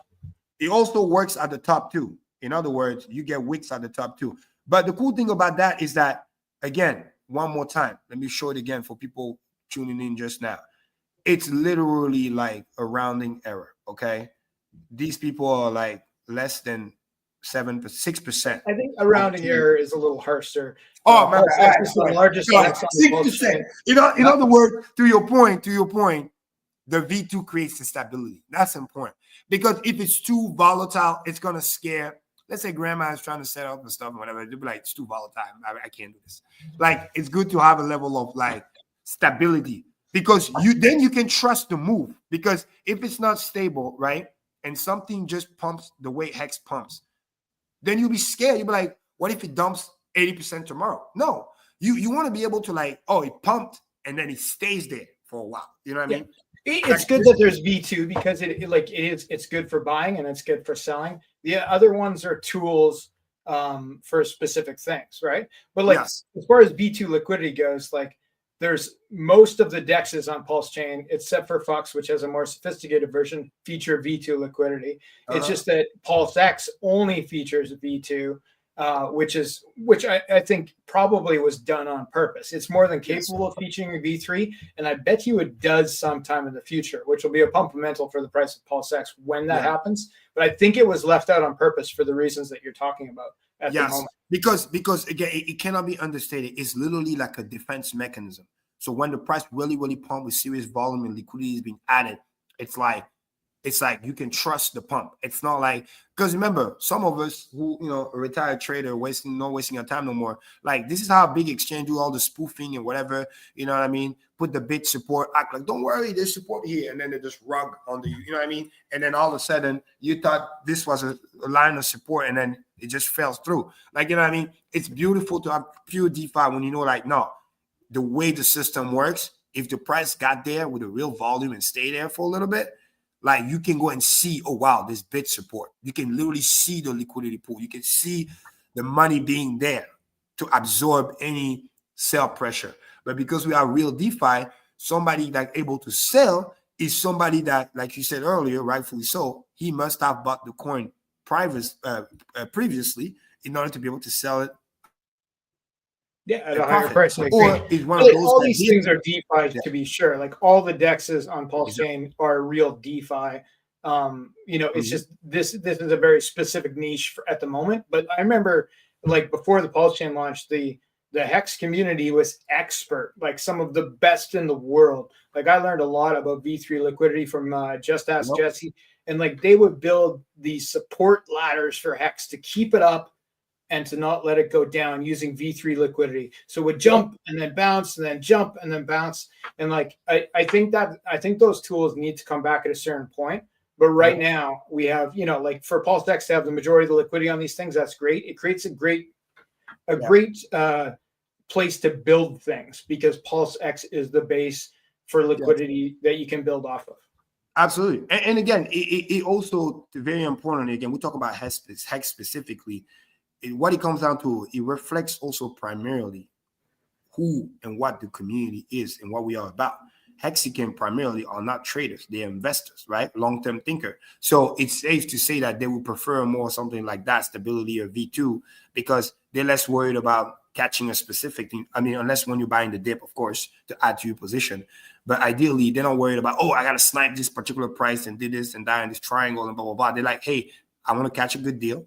And once I get a good deal, I want to stake, dig, and chill. So the fact that it's set up like that for that particular coin, it also reflects the community, which is cool. And because we were a pioneer of Uniswap, like Richard perfectly said, that's also why we got to learn so much, because we were the first to use the tool. You know what I mean? And Richard spent a lot of hours educating all of us about how, when we're doing V1, V2, and all that stuff works. Yeah. So by the time we got to V3, it was, we're already like expert. So that's why it's a great tool for sure. And we're moving in the right way. And this is also how the bonding liquidity and Hart's law is able to work, because everything is done like that, on PulseX. So they really this is how all the bids are kind of connected to one another, because they also have that easy what's called like transferability, where it's like you can go from one to another very easily, and they have a deep liquidity pools intertwined to one another with a similar system. So it's like nobody feel like, oh my God, I'm gonna get like spoofed and then rug. Like, no, like it's strong bids. It's there 24/7, ready whenever somebody needs it. So that's really awesome. In conclusion, like I was saying, Hex is a leading indicator. I think it does Hex first, pumps leads the way, right? Then it probably goes to those meme coins, you know what I mean? The P-Dies of the world, which now, you see, they're starting to rebound. And again, this is PUSDC, but P-Die looks very similar. So on the 4-hour chart, again, so people don't say I'm a hater, I'll show you that. So it's like it's about to cross. So it's looking good. Most likely pumped here. Just don't buy tops. Look at this stuff. Then once this breathe, I expect then Pulse to start getting value from that, because I think those speculative stablecoin have a big liquidity pool with PulseChain, right? So once they pump, when those people cash out of those, they usually cash out into Pulse. Then Pulse transfers some of his value to PulseX, because it's just sheer volume. PulseX just enjoy the party. Inc. similarly as well, because they also there for the incentives and increasing the API. And then the Inc. and the PulseX then take their value and then send it back to Hex. You see what I mean? That's my humble opinion. I think that's the loop that I've seen time and time again, which is perfect. But in what order, which is pretty important to know. Yeah, it's the only literally kind of like an order flow. Kind of imagine kind of like phase 1 to 4, like like kind of like a 4-year cycle. Bitcoin getting its liquidity first, then Ethereum, then mid cap alts, and then all the other altcoins. I think it's in this particular order. I think it's Hex first, because new money. I'm talking about new money, straight up fresh cash, can literally overnight. Because I've seen it. Some of those millions of dollars last 24 hours came from that. Fresh money outside the ecosystem, just fucking bridge to PulseChain, went straight up by Hex. Make sense? That's what I call fresh money. It pumps there first, it chases. Then as this pumps, some people want to play VC and start investing, speculative stablecoins, right? It's almost like Bitcoin pumps, then people want to pump the meme. Make sense? And then they make money on the memes. And then when the meme run like crazy, be like, oh, let me take some profit. They take the profit from the meme, and then they send it to the core coins that they like, which are here to stay, right? Fun fact, which are the Pulse and the PulseX and the Ink. And then as those pumps, then you bring it back to the king. Does that make sense? Yeah, it's good. I think it's important to note that traders get wrecked. Yes. Not all the time, but most of them, most of the time. So, if you're looking at these core assets or other things you believe in, sometimes you're better off just holding them. Maybe you'll catch the dip. Maybe you'll catch the peak. Maybe you'll double your tokens, or maybe you'll lose half your bag. Yeah, please be careful. And let me add one more caveat. If somebody say, Cream, great analysis, whatever. But how do I know and when do I know that the money is coming in fresh? Because that was the question nobody asked yet. How and when does that money come? Well, I would like to say, obviously, the last couple of days was probably Hex birthday type thing. But other than that, I think it's all depend also on ETH. The higher and the faster ETH can pump, the more ETH can be collateralized for more DAI. You follow my drift? And then the DAI comes into PulseChain. Because we don't see a lot of ETH just coming directly. It could. But usually it's like, because why would you? It's such a prime collateral and it hasn't pumped like Bitcoin and it will. Why would I send my ETH when I can just keep it, collateralize that, print the DAI, and then send the DAI? Does that make sense? So I keep the ETH, the price goes up. Like if I'm Richard, right? I'm never selling the 171,000 ETH. I just keep it. ETH price goes up.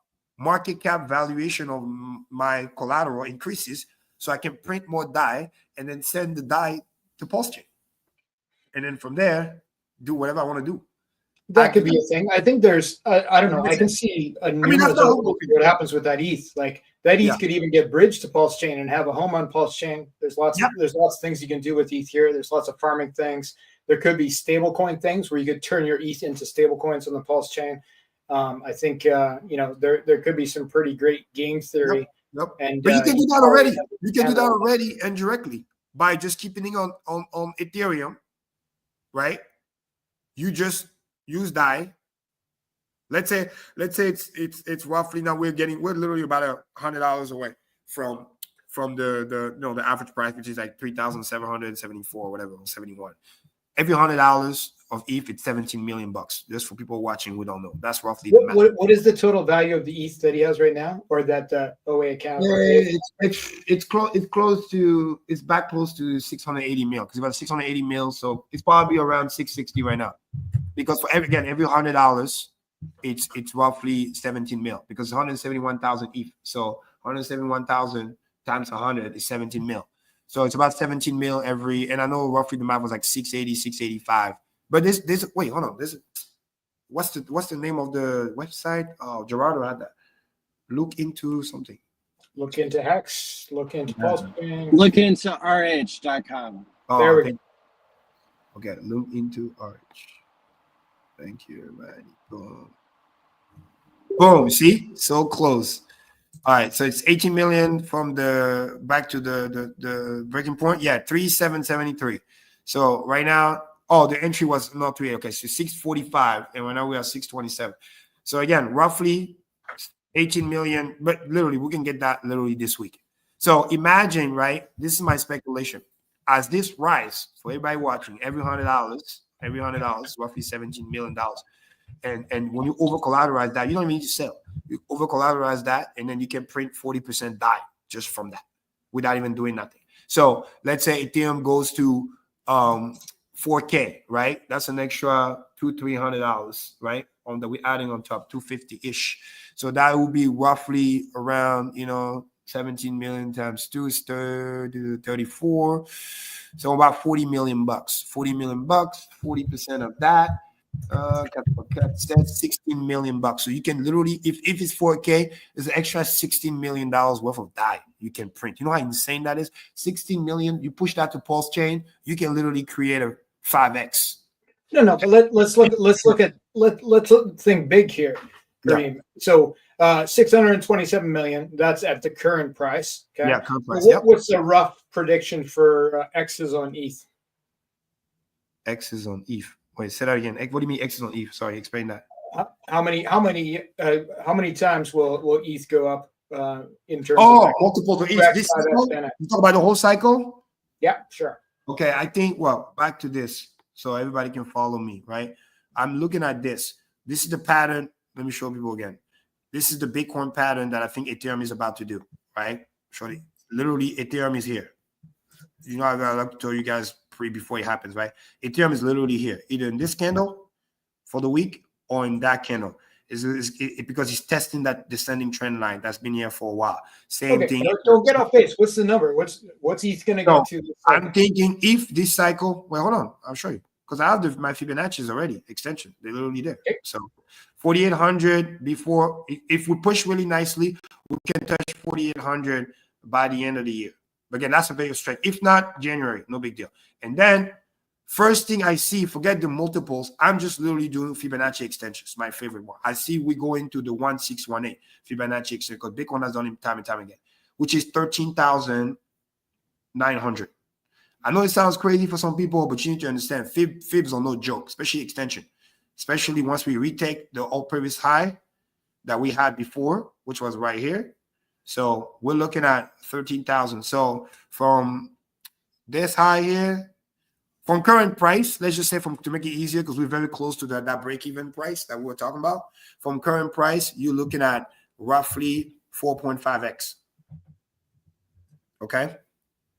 Mm-hmm. So the same way, by then, Bitcoin will be probably somewhere around his Fibonacci extension. We're literally halfway there. No wonder why it's doing a little pit stop. It's almost funny. But then 173, we don't know if it's going to get there, but it could. If it gets there, ETH is definitely getting there. So just rounding it out, I say $14,000 ETH, okay? More or less, because $14,000 ETH. Okay, and how many X's is that off the current, approximately? Well, it's about 4x, 4.5. You know what I mean? So we're going to take that $627 million. We're going to 4x that, okay? 2.5 billion. It's like 2.45 billion. 2.508 million or 2.5 billion, okay, dollars. That would be.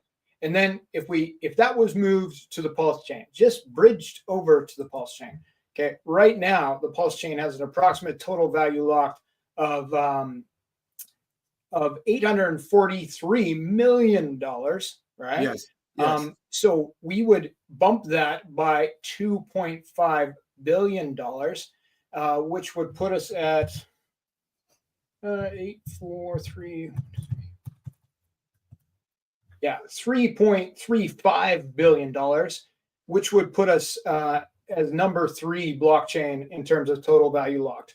So I think the visual metric on that like on the books, if ETH goes to that price and that SAC wallet was bridged over to the PulseChain, we would be number 3 for total value lock. We'd be under Ethereum still by about half. Well, of course, they'd go up as well, but we'd likely be number 3 on the list. We'd be amongst the very biggest blockchains in the world.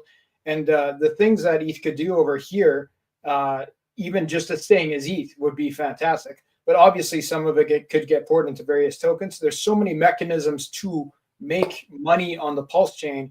There's no real reason for the ETH to stay on Ethereum to print DAI when it could come over to the PulseChain. Well, and there is things that are of equal value. You're making a very, very solid point, but we also got to think outside the box. There is a fundamental reason why it actually should stay there. And let me explain why, Sure. This is why DeFi is so important. This is why I talk to you guys and everybody watching about the Aves and the compounds of the world and all this other stuff, which is why you need to understand those, because you're going to use them also on PulseChain. At the end of the day, it's a game of liquidity, guys. Over and over again. All the bids are combined. We need new money entering the country at all time. If we bring it on PulseChain, that's really nice. But then at that point, it's like that's become the final bag. And then people will just be tempted to just extract, and then there's nothing else. It'll be like a mini Doquan situation. What we want, I didn't say bring it to the PulseChain and dump it all into the chart. And no, I get it. No, but let me explain what I mean. I don't have it be live on the PulseChain instead of live on Ethereum, and then it could work on the PulseChain. It could farm on the PulseChain. It could make stable coins on the PulseChain without any I of it understand, but PulseChain when you make stablecoin on the PulseChain, you need to understand that it's like a melting ice cube. It's making it as using it as the collateral, which is good for people on the PulseChain, but longevity, long term, it's bad. Let me explain why. Just give me 5 minutes. It's a little bit long winded. I apologize. Because when he stays on ETH, okay, yes, we're gonna be only able to mint up to 40% DAI. So $2.5 billion. We mint 40%. That's still roughly what, a billion, $1.1 billion in DAI that we can mint. Now, just like how wealthy people do, they never sell the stock, they just literally borrow money. As we're minting those DAIs, the ETH can literally just stay over there in some of those protocol and get, in the bull market, you'll be getting 5, 6, 7% on your fucking money, just sitting there. So in other words, we can hold my beer, Kareem. 5, 6, 7%. Like, it's not. I'm just telling you, not awesome. That's terrible. I get it. ETH native right now is 2 to 3%. I agree with you, but listen to me, please. In the peak of the bull market, trust me, people are delusional because they will literally give you 10% to borrow your money because they think they can do another 20x. Because in the full DGen, full altcoin season, I don't know if you were there, but I was there. People are getting 10x in a week, bro. Like literally, there's so many 10x's. Like it was a regular thing. Or sometimes a really popping coin can 10x in literally 2-3 days. So, and that's not counting people going leverage and wanting to borrow money. The exchange are willing to come to you and borrow your money because they need it for their customer. They don't care about how much they pay you if they can get more money from the client. If somebody is willing to hold a position and pay crazy amount of fee, justifying the exchange going around, borrowing stables, borrowing collateral, ETH especially, for 5, 6, 7%, they will fucking do it. In the bear market, yes, everything goes down to the bare minimum. That's why you will get whatever Lido can give you or whatever, 2%, 3% natural yield. But I am telling you, it's like literally what I was telling people, like, Kareem, you guys get all these millions of worth of stakes of Hexa. Yeah, no, that's nice to have. That's the net worth. That's cool. 100 millionaire. Great. I don't care about that. I care about generating $1 million a month passive income. That to me is more valuable. So I think that's what I'm getting at. I get what you're saying, but a better long-term play is you never sell the capital. And the reason why, I apologize, it came out wrong. The reason why I mentioned Doquan is because Doquan not only was too cocky, but I got 70,000 Bitcoin and da-da-da, and then he got humbled by the market. You can have as many as you want. If people want to panic, they'll take everything you have. What the thing is, you cannot sell the capital. I know that might not be what people want to hear, but I think the better strategy is you let that thing over there work, and you just keep printing stables and free money from the yield, and then you keep sending that money in. And guess what? Kareem, we have all that stuff on the PulseChain, and it could be done with ETH or other equivalent tokens on the PulseChain, and that value could be here. All these things, like when you move around like billions of dollars, even if it is only generating 7%, and I realize that it's a lot harder. Like I could show you a lot of money on billions of dollars, bro. 7% annualized of $2.5 billion bucks, plus the fact that you can mint the DAI. That's some serious bread. And it's crazy money. And it I could show you things that pay 300%, but they won't support billions of dollars injected into them. And I do understand that. But like to have that on the PulseChain, the things that it would touch. The fees that were generated, because all those protocols that you would use on ETH to make that 7%, they're all everything's taking a cut, everything's touching something. If it was touching things on the PulseChain instead, and all the fees that were generated that were taken from like generating income off that same amount of funds on the PulseChain, that alone, those fees would pump the chain so much that it would indefinitely, not indefinitely, because nothing's indefinite, and this is not financial advice, but that it would receive a major pump from the visuals of it being there, plus the reality of it moving around the chain. There'd be people bridging back and forth from PulseChain to arbitrage ETH. Like you could literally just have a massive ETH liquidity pool on the PulseChain, like ETH paired against whatever you want. It could be wrap Bitcoin, like real wrap Bitcoin bridge from Ethereum paired against ETH, and like that, just people bridging back and forth. The bridge fees alone. Yeah, we'll make a lot of. Okay, you ready? I'm about to make you happy. Please. I'm about to show you where what you're saying makes absolutely sense, but it needs one major condition to happen first. And it's going to bring everything together. And if that condition happen, then actually it makes sense. Until then, it's better to leave it over there. It's the same analogy or when I use the bond market, which I'm bringing this chart here back to the yield. It's like when you have so much money, a little bit of percent, I will talk about the 7%, the 3%, it's so much money with basically near zero risk. There's still risk, but near zero risk. That's what those people have to do. And the only way that money gets moved is if the incentive on the other side is so good with a relatively low risk that people then want to move that money. So what I'm saying is that it will stay on the ETH as the price rise and do what I just mentioned earlier about collecting the yield and then printing the 40% DAI. Because the cool thing about the DAI is that you never lose basically custody of the ETH. You still have the ETH while you're getting the other DAI. And in other words, it's like holding your assets, never selling the shares, and then literally just borrow money against the asset and then just go kumbaya and tax-free and all that kind of cool stuff. So that's why it's there. Now, in order to do that on the PulseChain, like you said, it will be valuable, tada, if and only if PUSDC and PDAI actually get close to parity. Because at that point, wink, wink, he owns 12 billions of it, right? If that is Richard, if that's the play, now I can play the over collateralization game that you're talking about. We can play that game with a dozen things that are like, those are copy protocols. Maybe they work, maybe they don't. Like you have multiple liquidity forks on the PulseChain. If there was 6 billion in ETH on the PulseChain, someone would make a liquidity fork that supported ETH. No, I get it. But what I'm trying to say is that there'd be so many options. Yes, but what I'm trying to say that, and that might be complicated for some people, is like this is why it's unheard of, because this is a reverse mechanism. Usually stable coins, right? Algorithmic stable coin is like you get the collateral first, right? Then you print the DAI or the whatever. But this, we already got the coin, but we don't have the collateral. We're doing the reverse. The coins already exist. Now we got to bring the backing. So if we can get to a situation where it's like, again, very, very speculative. I don't know if that's true. Might not even happen. But let's say all those guys go to parity, right? Or close to it. Now, all of a sudden, like I said earlier, you have a total of literally 80 at current whatever, because remember, coins get burned and this and that. There used to be 38 billion USDT.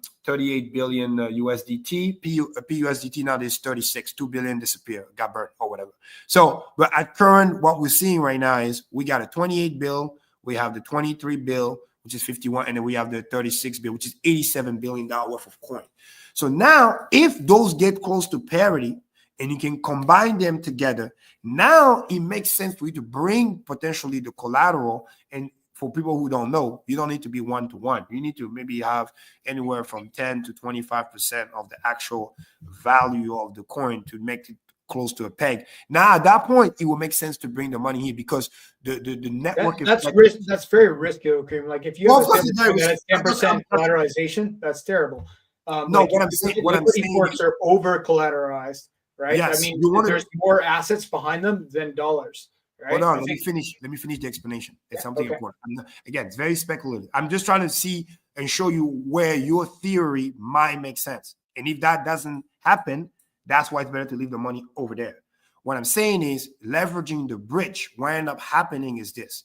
You know, the DGen, they don't really care. And some of those people, they don't have $87 billion. At the end of the day, most of the coins are probably centralized into like 1% of wallets probably own like out of this 86 billion or any of those coins, it's probably like, I kid you not, 1% of the wallets probably own anywhere from 70 to 75 billion of those coins. Okay. There were a lot of copies. A lot of people in the early days sold their copies at a very, very low. So we need to not forget that. So as long as the main key players are not selling and let that thing go to parity and just be chill, what end up happening is, to your point, as people want to bridge, because now, oh my God, it's 1-to-1. Oh, I used to have this coin over there. I want to have this coin over here. And Bring in the money, yeah. Suddenly, this is what the transfer is happening. They're bringing the new money via the bridge, and then they're buying the parity $1 speculative coin while giving away their real coin, so to speak. Does that make sense? And this is how the bridge money comes. But those people are coming in to dump. They have to stay to be adding value. But that's the thing. And that's why it's risky. But that's the catch-22. It's like, if they're sold on the idea of PulseChain and stay and enter the casino, so to speak, and then love to play another game, now we're winning them over. If they don't, then it's a flop. It's like saying I win the lottery. Oh no, it's about it. I won something at work, whatever, or a voucher, free money. But they told me, Kareem, you have to go to this. The world's biggest airdrop. That was the original tagline, right? So if PDI is $1, then yes, that would be the world's biggest airdrop. I'll give them that. You so see what I mean? I'd like to present an opposing viewpoint. Like, yeah, I think that like it obviously it'd be very nice if all these copied stable coins pegged to $1. I think whether you were in them or not, if you were on the Pulse chain with substantial pegs, that you would probably do very well. Not financial advice. Oh yeah, yeah. But boom. If that ETH comes over to Pulse chain, Richard decided to use it with Pulse chain protocols, or even to make his own protocol, like he could make his own liquidity fork that supported ETH on Pulse chain. There'd be so many dollars that would be flowing on Pulse chain, like actual dollars that were over collateralized, that could be set against each other to make fees. As we move into a bear market, 5 years, 2 years from now, who knows? Having those stable coins live on the chain would be the long-term win. So I think right now he's in ETH. That's great. I think he's either going to find his way to turn his ETH into stables, or to turn the ETH into collateral for stables that can then be used on the Pulse chain for continuous yield generation, and to have Pulse chain be the cheap place to make huge fees on your stable coins during a bear market, which is going to give it multi-cycle success. The most liquid DEX in the world.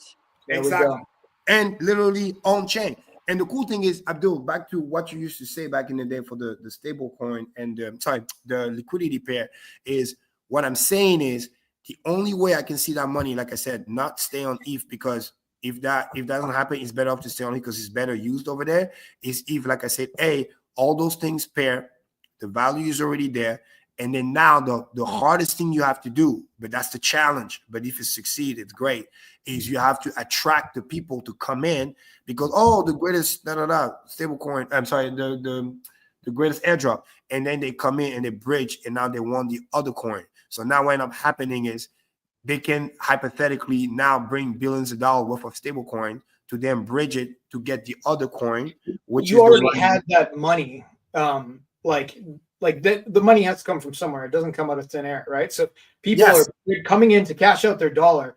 Instead of giving them that dollar to cash out, you could have just kept that dollar and put it into the system and had it pump the coins separately, right? Yeah, but my point is that it's a game of incentive. So what I was trying to say bring in more money than they're taking out at the very least. Exactly, because the analogy is this. Like I say, it's like somebody with $100 voucher somewhere, but then they say, hey, you can only cash out this $100 in this casino.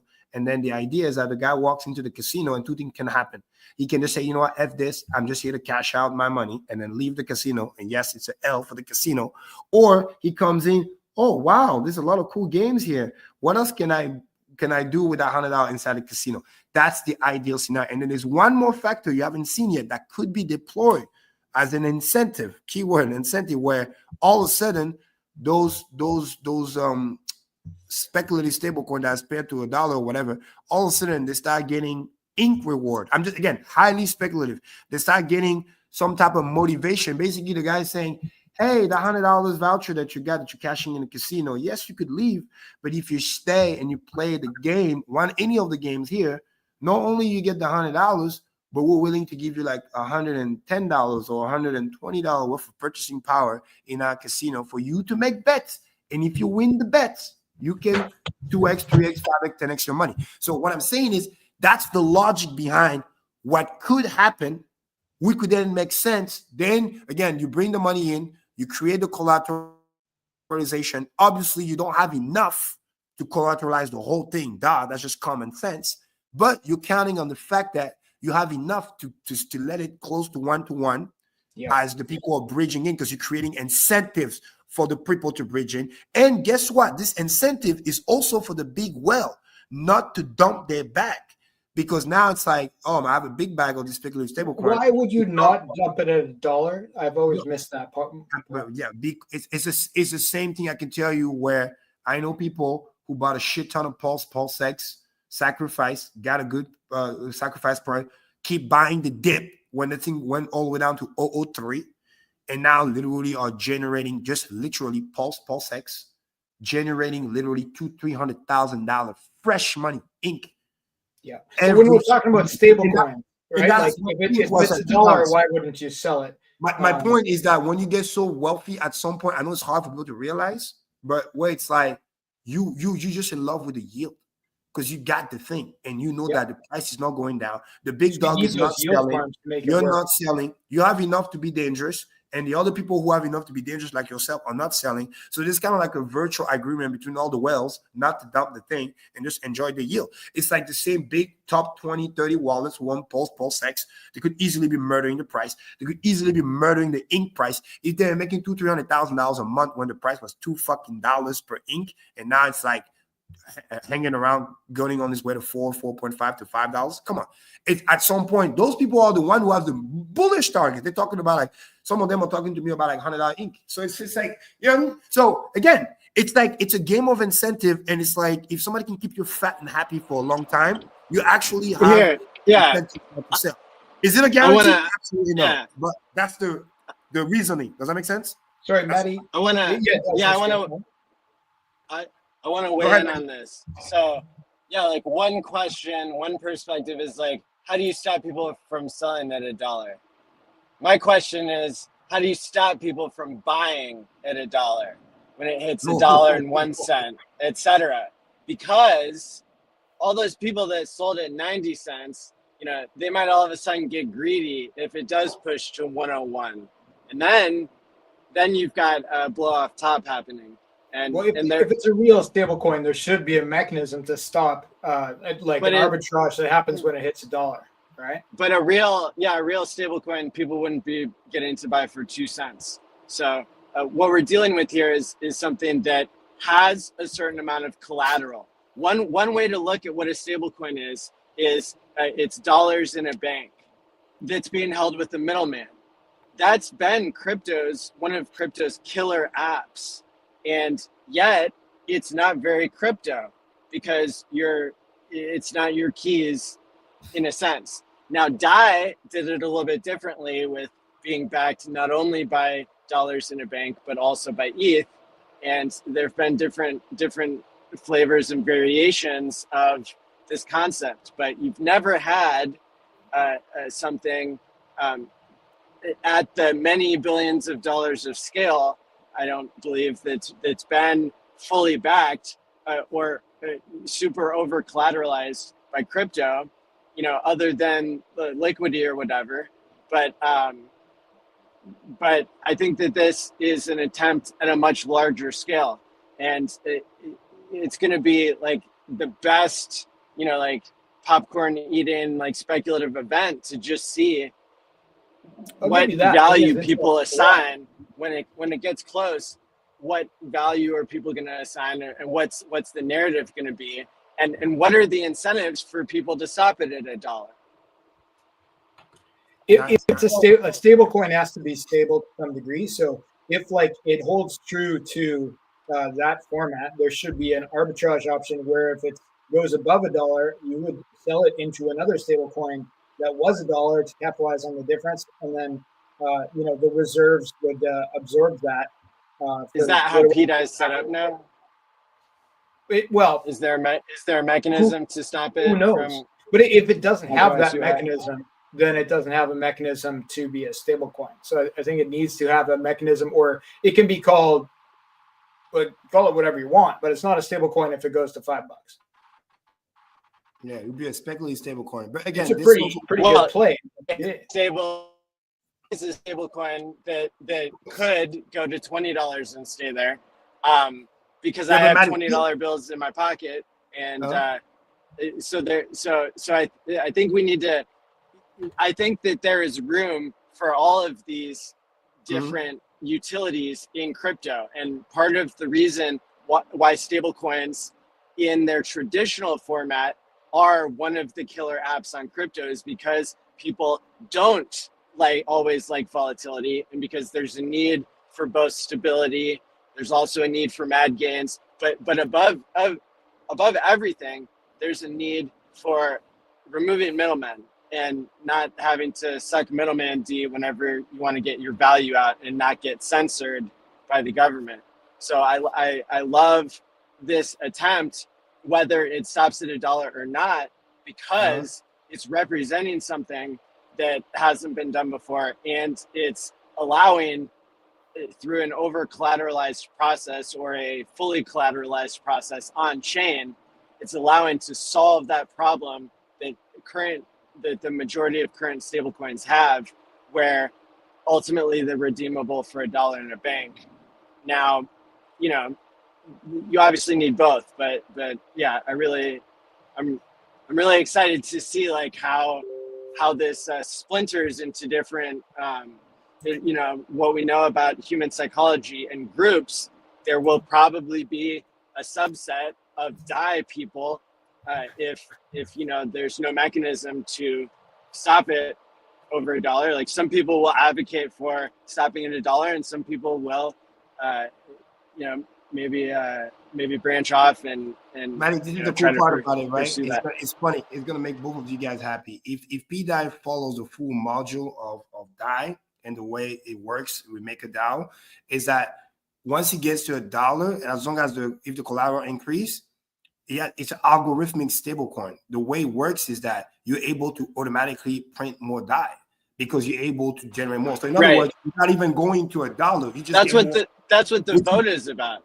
Yeah, exactly. Which is the equivalent of the coin went up above $1 simply because the collateral dramatically increased. Therefore, you get print more $1 DAI, so to speak. So that's why it's really, really good. So in other words, as long as the vault is there and the collateral keeps rising, this is why it was such a revolutionary stablecoin, better than even, I would say, the USDC and whatever, because it wasn't just like, for example, a treasury or anything that's just $1 this or that. It's like it's collateralized with obviously USDC, collateralized with a lot of Ethereum. I think it's about 40%, even some Bitcoin in there, like 8 or 9% Bitcoin. And it's like in a bull market, it will literally, the market cap of DAI literally explodes, and then you can print more of those. So it's like if this, again, big speculation, but if the speculation happened and those things are literally, let's say, the stock getting aligned and centers are coming and this, that, and the third, then yeah, it will make sense to bring that money here, create the collateral, because at that point, you can do the same thing what DAI is doing on Ethereum, but now you can do that on PulseChain, and then you can, those coins will just literally either create themselves if the collateral exceeds, or also, because it's algorithmic, DAI also earns DAIs if the collateral tremendously goes down. If the contract works, what'll actually happen is people will mint more DAI. So if the DAI goes over, PDAI goes over $1, then more PDAI will be minted by the contract to bring it back to the dollar, which is why. You should be able to do that. Like right now, with like an expert can maybe do it, and I think we've seen that already, which worries me a little bit. But I think there could be a console that a regular user could use to insert the tokens that were allowed to collateralize, like whatever goes through in this vote. If that actually happens and it works and the contract works, all those things work, and there's no backdoors, then maybe you'd be able to put in Pulse and take out PDAI. And that would be what would create the ceiling on it. I'm more concerned about the floor, what keeps it at $1 if it ends up being set there. But yeah. And by the way, that will be another massive incentive by itself, because now all of a sudden you put your Pulse, you mint PDAI, which clearly at current price, again, PDAI, PUSD, guys, I don't care. I'm talking any of those three.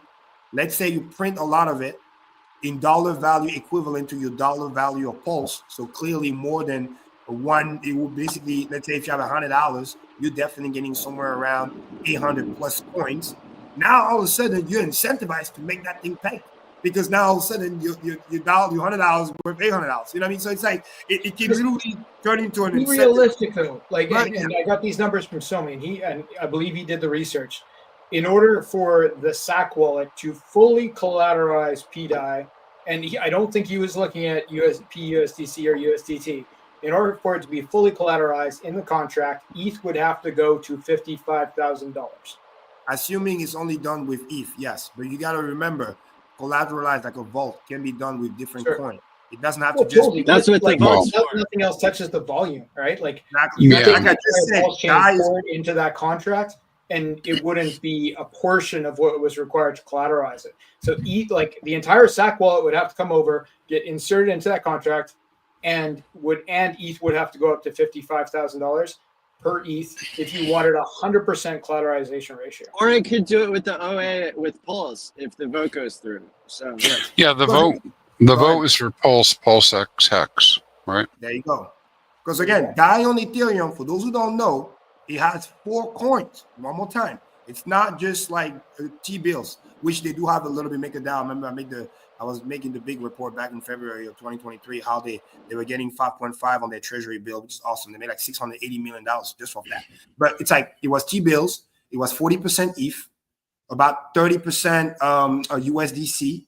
That's why they got touched a little bit when there was a little DPEG situation, but it was a tiny portion. And the ETH was still the majority of it, and it was over collateralized because thanks to the ETH value being high, it was way more ETH than DAI because they literally burned the DAI to make sure they never go where collateral is lower than number of coin. So that's why DAI never lost its peg. So again, and there was 8% Bitcoin. So if you play the DAI playbook, there's 4 coins, 4, not 1, 4. Which means, let's say we play the same game on PulseChain. You're going to look for the 4 strongest coin. To me, it's common sense. Guys, I wouldn't be surprised if some fucking hexes in there. Because why the fuck not? And we got 50 billion worth of that. It could, if the hex is in there and the PulseChain and the PulseX with the trillions of coins, it's over. Again, highly speculative. We don't know. But I was just entertaining. Money has to come from somewhere. They can't, like, the liquidity has to flow at some point into fiat currency. At some point, you have to be able to cash out. Now, not necessarily directly, but you have to be able to turn your PDI into dollars in your wallet. Yes, I do. I'll show you the path right now. Let's say those 4 coins gets connected, right? The moment they enter the vault and it collateralized, it's like, let's say I have 100K that I want to take out. All right, cool. It's like I enter the vault. All right, guys, I want 100K of value. I talk to the manager of the vault, like an analogy, and the manager says, all right, I got 4 coins. How you want it? Sir, do you want it in the hundreds, 50s, or 20? Do you want $20,000 ETH? $20,000 worth of Hex, $50,000 worth of PulseX, $30,000 worth of Pulse. Like, how do you want it? You will get paid. And then you will take those and you'll go back to the bridge, and then because it's bonded liquidity. So it's like you will get those coins, and those coins are not valueless because their value goes back to the bridge, which then get bridged back. So it's like, it's the same way why what's the name? EHEX is on PulseChain, and you can swap it and this and that. Because so if it gets collateralized with Pulse and Hex, to have literally enough volume, where does it have to come from? What? First of all, it will depend on who's trying to do what and sell what. If, for example, if you want to put those tokens in the contract, right? Yes. To fully collateralize it, right? Yes. What is the only wallet we know of that has enough tokens to make that happen? Well, of course, that's what I'm saying. It's highly speculative. If the story is true, if those tokens go in that wallet, they're effectively on the market. Yes, I understand. Right? Yeah. And what does that mean? That means that if somebody that has any of those speculative stablecoin wants to dump, they can dump it. And by the way, fun fact, that's exactly what I told people last week when it was at 3.3 cents. What the hell do you think it happened? You didn't have to wait for the vote. People cashed out their fucking PDI and went to EHEX. EHEX did 100% pump in a week. PulseChain pumped, PulseX pumped, Ink pumped, and fucking my Hex pumped too. That's what I told people. Like, I'm not even hating on the thing. If I really show this thing, my Hex back goes up. I'm up $1 million in a week. What the fuck do I care? Like, you know what I mean? Dream account is up. So I just don't want true Hexagon to be wrecked. I just want them to understand who's paying for the party. We ideally want new people to pay for the party. I know it's harsh to say, but I'm just keeping it real. Now, if you want to get part of the speculation, the same way people told us, oh, you should swap all your hex back to ETH. We have a 50x on ETH. You should go back to ETH. I remember those fucking rumors too. When Hex pumped first 50x when I was there, they're like, oh my God, you know how much ETH you have? You can swap back and get like, 100 ETH worth. But I didn't because I'm like, bro, we going places. Now it's worth a lot more ETH if I were to do a Kareem? It's the same thing. Go ahead, Crispy. Am I super loud? No, you're good. You're perfect sound. You're good. Sorry, Oh, man. sorry, we got a super chat. Can we talk about We have a this? super chat. Yeah. Yeah. Oh, stars time. Thank you for the $50, Maddie. Thanks, Canadian Grateful. Yep. Thank you, Canadian Grateful. All-star Canadian lineup. Burberry Thank you Grateful. for bringing the alpha. Appreciate you all. And here's an ice cream cone. Ooh. Don't eat it all we got in a one lot of cool place. people in the chat, man. I didn't even see. Oh, Somni's here. That's funny. And Somni asked this Super Hex. What's up, everybody? We got everybody here, man. Oh, yeah, everybody here. I didn't even know.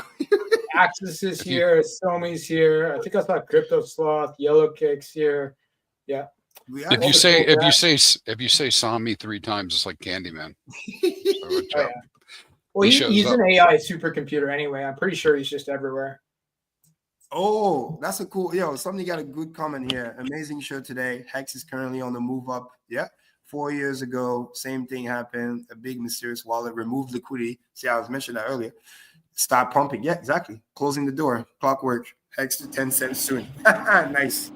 Look, Sami's better than an AI because he's full protein, no soy, and he's. I think it's a huge compliment and very impressive to see what he does and that he's on that level of superhuman computer level, but also still 100% human. Like that is that's exactly what we need. So shout out to him, and shout out to him for really making the most of this this narrative of parody and everything, and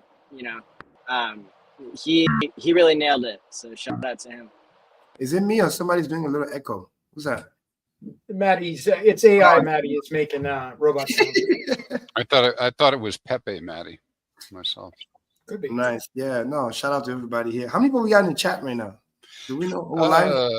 Stats say 785. Nice. That's awesome. You all right? Yeah, Access to Live was here too. Shout out to him. Who's this? Kim Terry. Oh, yeah, good joke. Somebody said if XRP can hit 155 billion market cap, then so can PulseChain Core. That's true. Facts. X to $1. Maybe the PDAO controversy resolve itself in a year. So, yeah, good point. So is this whole like collateralizing thing, like, is it less expensive if the price of PDAI is not at $1 right after the vote happens, or just the vote, like the vote doesn't suppose whether PDAI is at $1, right? No, it's just about what you go to the vault, right? Yeah, So but look at it this way, Maddie. The vote. So you need like 33x less at 3 cents to back all of the PDAI if it's at 3 cents, correct?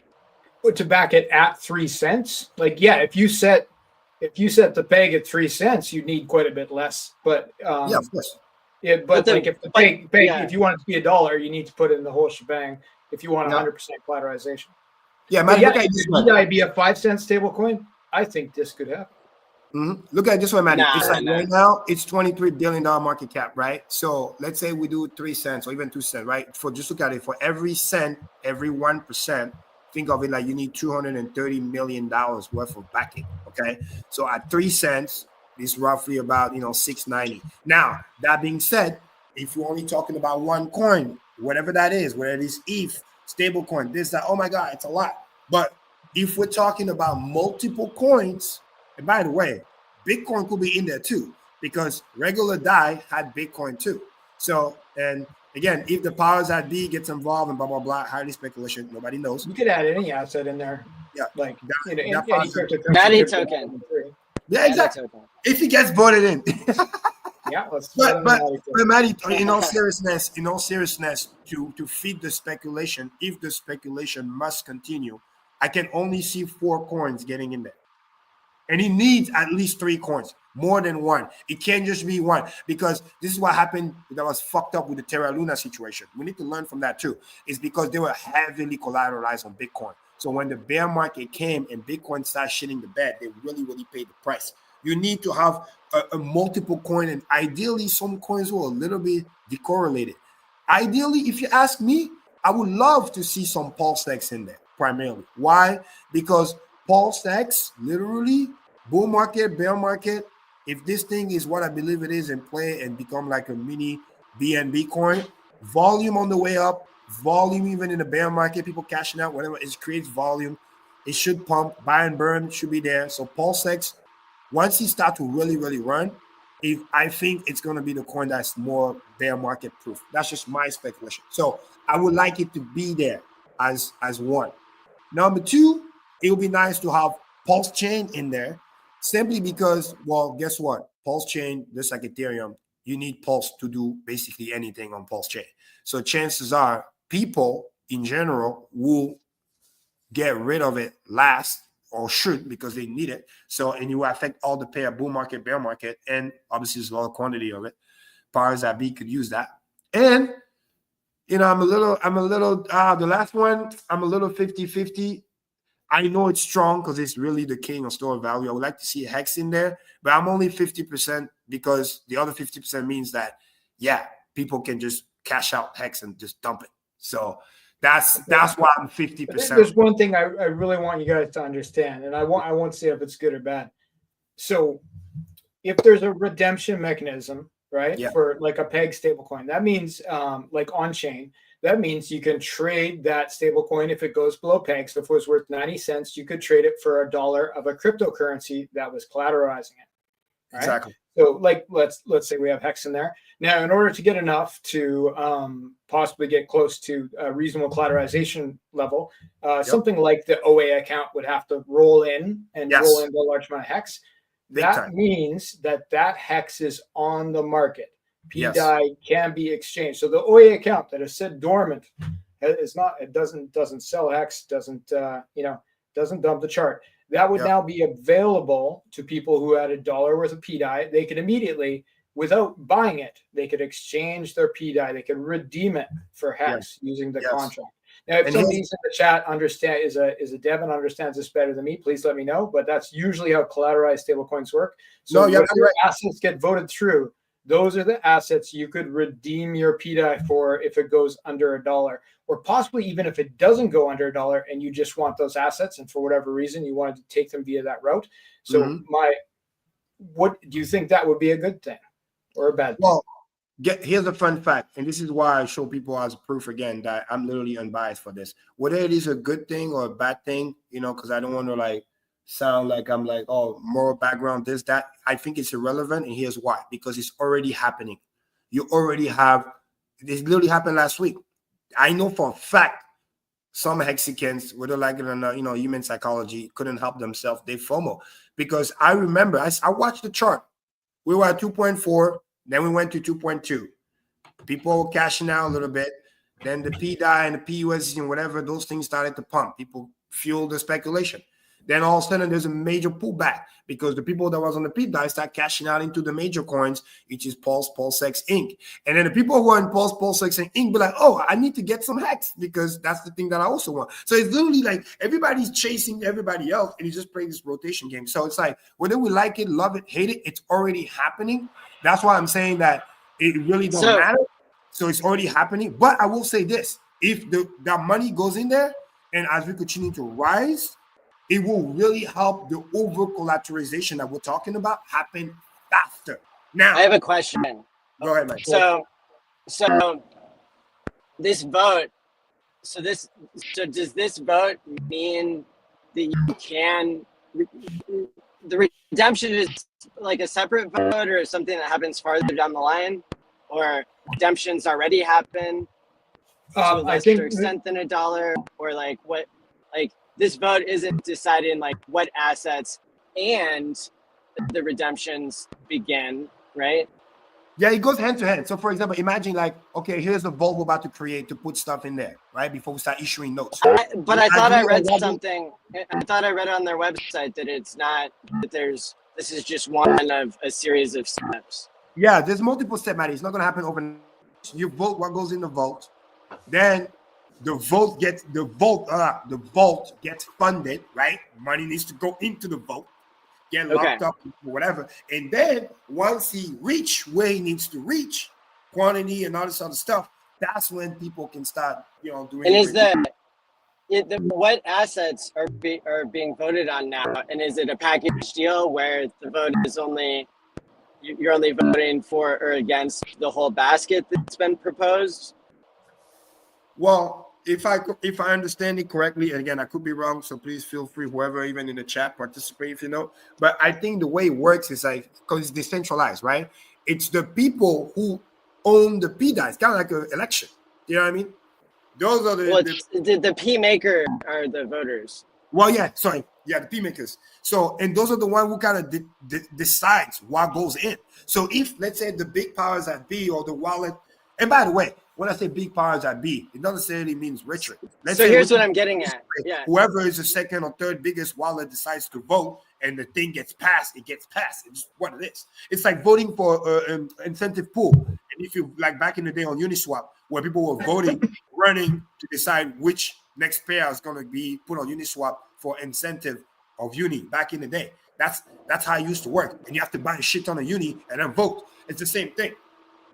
So what I'm getting at is like, if there's already like just one option, like why wouldn't it make more sense to like have multiple options for the OA to choose from in case like, as you guys were implying, including Hex isn't the best game theory. Like is the PDI and PMaker community, are they like considering that that they've already figured out what the best basket is, and how do they know that the OA would agree with that? But Matty, here's the joke, right?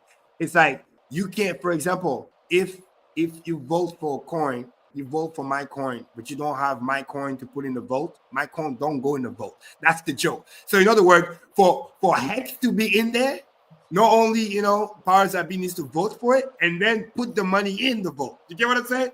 Because so it is. I want this in the vote, but nobody's willing to put the money in the vote. Then he's not going to the vote.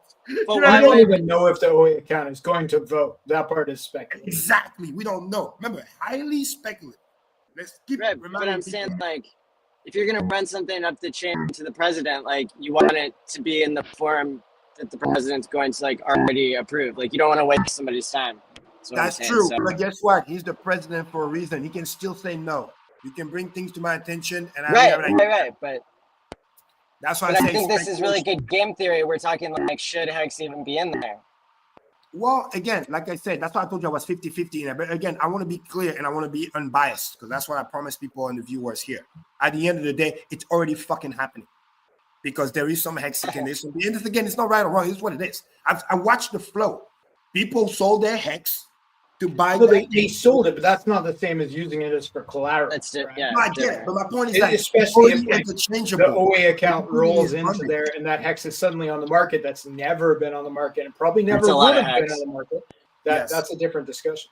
But you got to remember whether it's available potential on the market, but only when redeemability is happening. So in other words, if let's say hypothetically speaking, right, OA puts it on there, put it on the market, and let's say by the time it's close to 1-to-1, chances are it's going to control not just 55-60% of PDI. It's going to probably control anywhere from 80 to 85% of it. So what I'm saying is that there's no stupidity here. We're just going to send it to $1 and pay everybody hundreds of thousands like that overnight. No, that's insulting the intelligence of the OA. That is never going to fucking happen. If that thing is nowhere near close to that, trust me, there's 80 to 85. I even dare to say 90% of control. And then it becomes like, all right, cool. We're spending $100 million to create $20 billion market cap.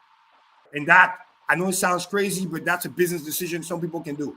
Because then it's like, all right, we're going to peg this thing. I'm not selling the coins. Whoever comes to redeem or the one that, they're going to get their coin. But you can limit the dump because, again, it's true DeFi. what gets redeemed is what's available. If you never had PDAI, you can't just walk in and, oh, let me redeem some for the vote. No, you're not going to be able to do that. And if you swap your hex for PDAI and then you go redeem PDAI for hex, well, you're just back to square one. You had the hex. You swapped them for PDAI and then you went to the vote and then you redeem. So it's like, you didn't really make any money. PDAI isn't the voting token, to be clear. It's the maker DAO token. No, of course. But guess what? If somebody owns a shit ton of PDAI, chances are, wink, wink, he owns a shit ton of P maker too. I mean, that's to me. I'm just looking at it like common sense. Because if not, it's not going to happen. And this is why, Matty, I said it is highly speculative, but it's a non-zero chance. This is why, you know what I mean? Like I said the other week, Sumney is the only one that I give credit for, because compared to the other people that were just back in the day, just straight up lying, saying, "Oh, Kareem owns PDAI." Like, what the fuck? No, because that thing also went down 99%. No, well, I'm not going to give him clout on this, HM. Anyway, he was talking shit on Twitter.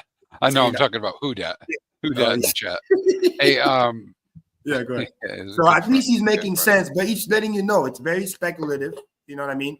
But just last thing I want to say is that if the voting happens and those coins potentially gets approved, and then we start seeing money flowing into the vault, okay, now game on, huh? People are voting on chain. Like it, love it, hate it, that's gonna matter. That's Kareem. Go ahead. So I know it's kind of like regurgitating all this stuff, but obviously tokens can be pegged. Yeah. They can be, right? I mean, we know it can be done. The question is what contract or contracts, what methodology, what will be supported? Do you know, it's the wherewithal to get through all the steps to do it. And so, I mean, it's kind of like a false argument. And you're not making this argument, but it's a false argument to say it can never happen. Of course it can happen, right?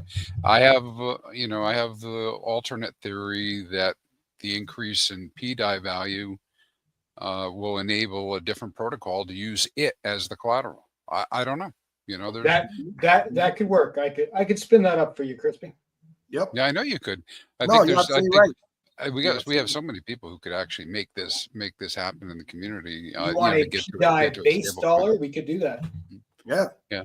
And I think you know what's crazy? You know what's crazy? Not only that could happen, but then again, speculation. It gets there close to a dollar, whatever, and then PDAI becomes the predominant stablecoin on PulseChain, and literally PDAI can start pumping Hex or pumping whatever other coins, PulseChain, Inc., you name it. Just like we saw. Like I literally saw that last week. That was the flow. He went to 3.3, all-time high, crazy. And then he pulled back as the money was being transferred to the other coin, and they all went up like 30, 40, 50%. So it's like in a fucked up way. If he goes there, we all, for the most part, benefit. But the question is, who's the person's money that bought the top that gets flushed out? Now, if it's close to 90 cents, and it goes to $1 and you bought it at 90 and maybe it pulls back on you a little bit, but then you have a bag of the other coins and the other coins pump like crazy, then who cares? You won because you were smart to just, not bet the whole farm on it. You just helped the movement, so to speak, right? And then the movement created FOMO, new buyers came in, people that like meme coins or whatever it might be came in, and then you didn't lose everything because you had the other core coin where the money ended up flowing to after. See, that would be smart. What I'm against is the whole, I'm just going to bet the whole farm and because I'm going to 100x my money. And what if it doesn't happen? And then you lose everything and then the core coin flies and then you will feel really stupid. That's the only thing that I always want to warn people. But yeah, so many things can happen. If this thing become what it is, it will be a force to reckon with on PulseChain. I mean, I think regardless of what happens with this, that PulseChain is going to be a force to reckon with. If the OA wants a stable coin, he has options. This is one of the options. Did you know that MakerDAO already has 3 forks? It could be forked separately. There's Liquidity's been forked 37 times. There's 4 fork tracks. It's if Richard wants a stable coin, Richard will have a stable coin. Maybe it'll be this, but we know he likes Hex. Yep. That's what we know. Exactly. Just saying. Amen. No, very well said. And by the way, the over collateralization thing, again, another very important fact for people to remember. They don't have to have the same percentage. When I said 4 coins, in an ideal scenario, just to make it diversified, they don't have to be all at 25%. Just like I explained earlier, how DAI is literally only 8% Bitcoin, 40% ETH, 40% USDC, and then the rest is like a bunch of T-bills and stuff like that. So you can have a similar setup where the majority of the collateralization could be, PulseChain and PulseX, just an example. And then the Hex part could literally just be like a small percentage, like an 8% or 10%. But then not only it's low, but then if Hex continue to pump and goes towards $1 too, even that 8 to 10% could be a massive like market cap boost also. So again, it doesn't have to be like, oh my God, 5 coins, 4 coins, everybody 20% each. No, it could literally, there could be a different ratio. One can literally be 50% of the over collateralization. And then another one could be 8%, 5%, who cares? Some type of ratio so it gets the job done without having to worry about, oh, and by the way, fun fact, you can throw some EDI in there also. That's another thing. You can throw some EUSDC in there too. So it's like, or some ETH, back to Abdul's point too. Yeah, so bridge ETH from Ethereum could go right in there. And if it goes to 55,000 per ETH, we have 100% collateralized stablecoin. Exactly. So at that point, we weren't even worried about, oh, what happened to that coin or that coin. It's just like, it's all in there. So, but again, take it with a grain of salt, highly speculative. We're getting the voting soon. What is it? Two days from now, right? Two days? Something like that. Yeah, because it's December 3rd for me here. I know people in Europe probably the 4th already. You guys think the OA account will vote? Some think it already did.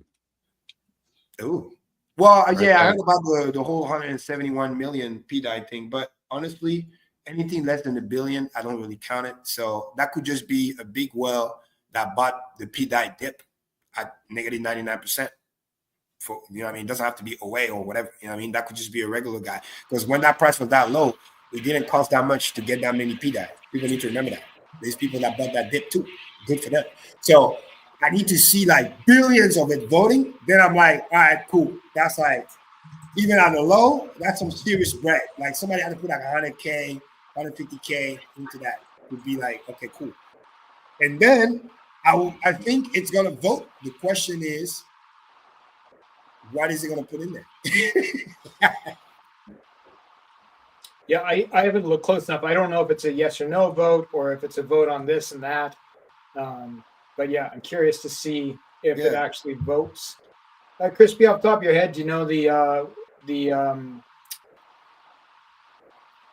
OA wallet or the OA PulseChain wallet? What would have got the copies when they happened?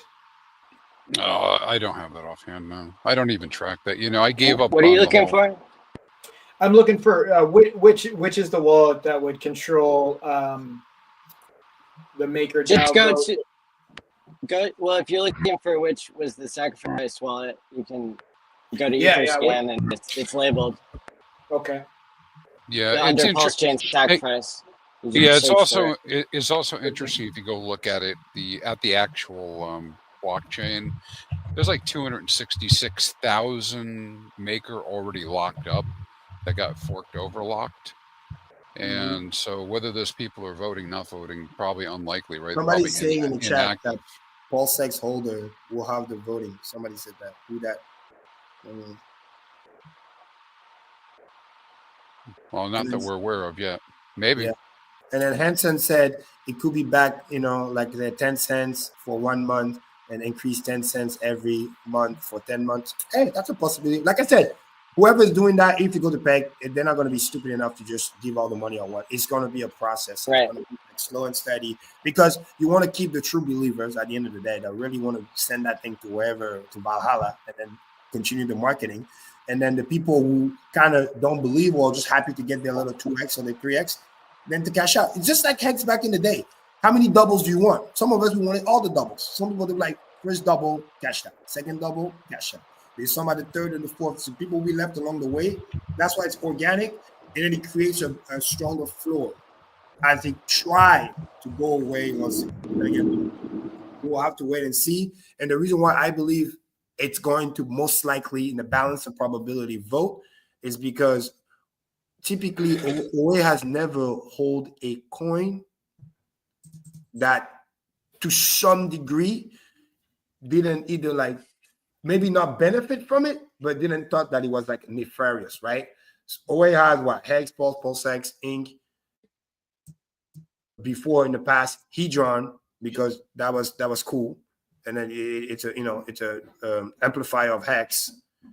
And now this PDI thing. So it's like if you didn't care, why hold it? You know what I mean? Now it's a different story when people create fake coins and they throw money into that wallet over there and then trying to act like, oh yeah, Richard is believing us. Like no, or whoever. Like no, that's different. So that's something that we can't ignore too. So if we're trying to be and that's looking at both sides. So I have probably too little information to make a educated guess, but my uneducated guess, based on what I know so far, so big caveat. So far, my guess is that the OA does vote and votes no. That would be the most entertaining. That would be the most entertaining outcome that I know of so far. It would actually be bullish if the OA votes at all. Right. And let me tell you what happened next. If the OA vote and the OA vote no, this thing gets a negative 80% dump and every other coin pumps. Does it? Does it? Temporarily, yes. Why wouldn't this be bullish? The OA votes? Hold on. Remember what happened to EX? Because some people are going to panic first, flush it all out. And by the way, it could be a plan. Vote no, flush everybody out. Everything pumps because the money falls over there, buy the dip, and then say, I mean, the OA does not give people what they want. That's for sure. Of course. I think That's the what's OA best would for not the want a system. basket with Hex in it. What'd you say? Right. I don't think the OA would want a collateral basket that contained Hex in particular. Exactly. No, that's why I told you it was 50-50. If Hex is in there, it's probably going to be on a low percentage. So I think it's 70% no, and the 30%, if it's in there, it's at a low percentage just to help the collateralization, but not to a point where it's going to affect it like long-term negatively. Well, the exact time, right? Because I'm doing this whole mini PDI conference around the vote. The exact time is, I believe, 4 p.m. on the 6th UTC time. Okay. But Maddie, I heard people can vote early, no? Yeah, voting's already happened. Okay. Well, hey, bring your popcorn. Listen, my job is done. I've warned the people. Now they know what to do. You want to speculate? Hey, go have your feel. Just be careful. Don't get wrecked. But I wish you mad gains, man. If you put $1,000 and you turn that thing into 50K, 100K, man, I'm happy for you. You know what I mean? Come buy some Hex, PulseX after that. I think Hex, Pulse, and PulseX are going to win no matter what, as will other tokens that are attached to them. Because one way or another, in this equation, there'd be money floating around, and those are natural places for money to find itself, in my opinion. Correct. Financial price. Yep, very well said. And that's the most important thing. As long as people don't lose sight of that, what Abdul just said, that's the key. So, and but like literally, if I were to be like, oh my God, everything goes right, the one cool thing if that were to happen, it's not just the fact that the TVL, it will be a big FU, man, to the haters, man. We'll be on number one everywhere. Number one on Dex Screener, number one TVL, number one volume. I mean, you name it, number one. It's just there. That's one way to do it. And bro, nothing beats in this world. The best incentive is where, hey, free money. I mean, sure. And NRH is renowned for giving away free money, right? It's bro, like you can't hate on the guy. Instant millionaires, literally. Come to PulseChain, you're a millionaire. Yeah, the dream. Bro, that's crazy. And you come and you bring your community. Sheesh, you pay your own coin. And you a lot of people have gone for to be millionaires, yeah. Oh, plot twist. It gets pegged, and then for these all those special pairs. You come on PulseChain, instead of giving ink as a reward, PDI is the reward. So you come, you got your E whatever, and then they say chain link. You know, I like the Oracle whatever. Chain link, E link, P link. You come in, and then your reward is you get PDI. Right. Yeah, and then it pays for itself because it pays for people itself. have to swap. Yeah, it's a slow drip, so there's not you give too much money and people dump on yourself, and it's a good incentive because people have to bridge in to benefit. It's not like you just give away free money, cash out, and bounce. No, you have to do work. You have to bridge in. You have to bring community. You have to play the game, and you have to bound that liquidity for a long time to earn the yield over time. It's almost like a hex stake. Like you get the reward because you're spending the time. You're locking the money. You're doing what you said you're gonna do. That would be cool. Because now we don't have to worry about ink losing its value because there's not enough to go around. But you got $12 billion, $13 billion worth of PDI that you can give away a little bit, like a little Christmas sprinkle as people come in. Oh, hell yeah. It'll be marketing material. But again, highly speculative. We don't know. Maddie got the street. It's only one of many ways that RH could participate to make the PulseChain great. I can think of 27 others. RH, if you're watching, hit me up. Well, you got to say it on the show, man. Just say it on the show. No DMs. Come on. No DMs. Yeah, that's right. Yeah. No DMs, all DMs are scams. But hey, come on the PDI conference and lay it out, okay?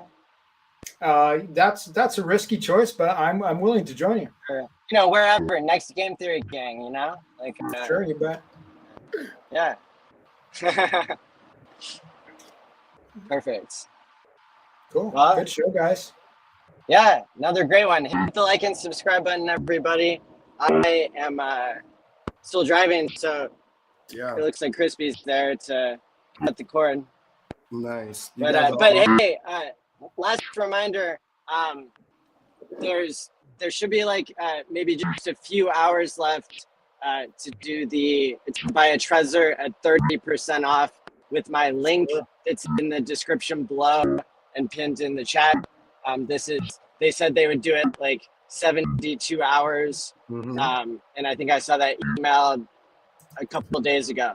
So we should be in the last few hours of that. So go ahead and get your hardware device, because if you don't have it, your funds are at risk. And the Trezor Safe 3 is what I use. And it's in my opinion, the best product on the market. So you can get it for the best sale of the year is wrapping up here in the next few hours. So use that link in the description to buy a Trezor. Yeah, everybody should do it. If you're not having a Trezor, you're doing it wrong. Click Maddie's link. Right. And yeah, and then there have been many ordered recently. I haven't looked at the most recent stats, but I actually just ordered another 15 today because this is going to be my Christmas gift to a lot of people. So, with that being said, where can everybody find you guys at? Well, I'll go first. Go ahead, Abdul. Sorry. Okay. You can find me via my website as displayed on the page. That's 2phux.io. We got links to the Telegram in there. Admins will never DM you. Lots of scammers out there. Everybody be careful. And watch for our new bribery protocol coming out soon. We're going to have some bribes in the PulseChain. It's going to be good fun. That's a funny name. Legit. Smart contract, safe, transparent bribes. It's how governments will be run in the future. LOL. That's epic. Me, you can find me on Twitter or X at Your Magic on the screen, or on Instagram, Kareem Crypto Cuatro Cinco IG. So, stay, date, and chill. Enjoy the show. And like the guy there on the chat, make PulseChain great again. That's a cool line. Hell yeah. Crispy, you here? I am. Hexfire.io. I'm trying to be careful with not talking too loud or talking too soft. But. That's good. Cool. Yeah, and I'm mati.pls.fyi. Cool. Well, thanks again to everybody watching and speaking and participating and everybody buying $2 million of Hex randomly. We love it. So until next time, stake wisely, my friends, and peace out. Peace out.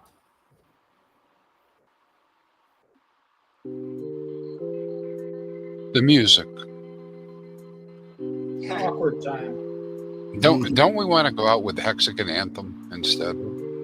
Yeah.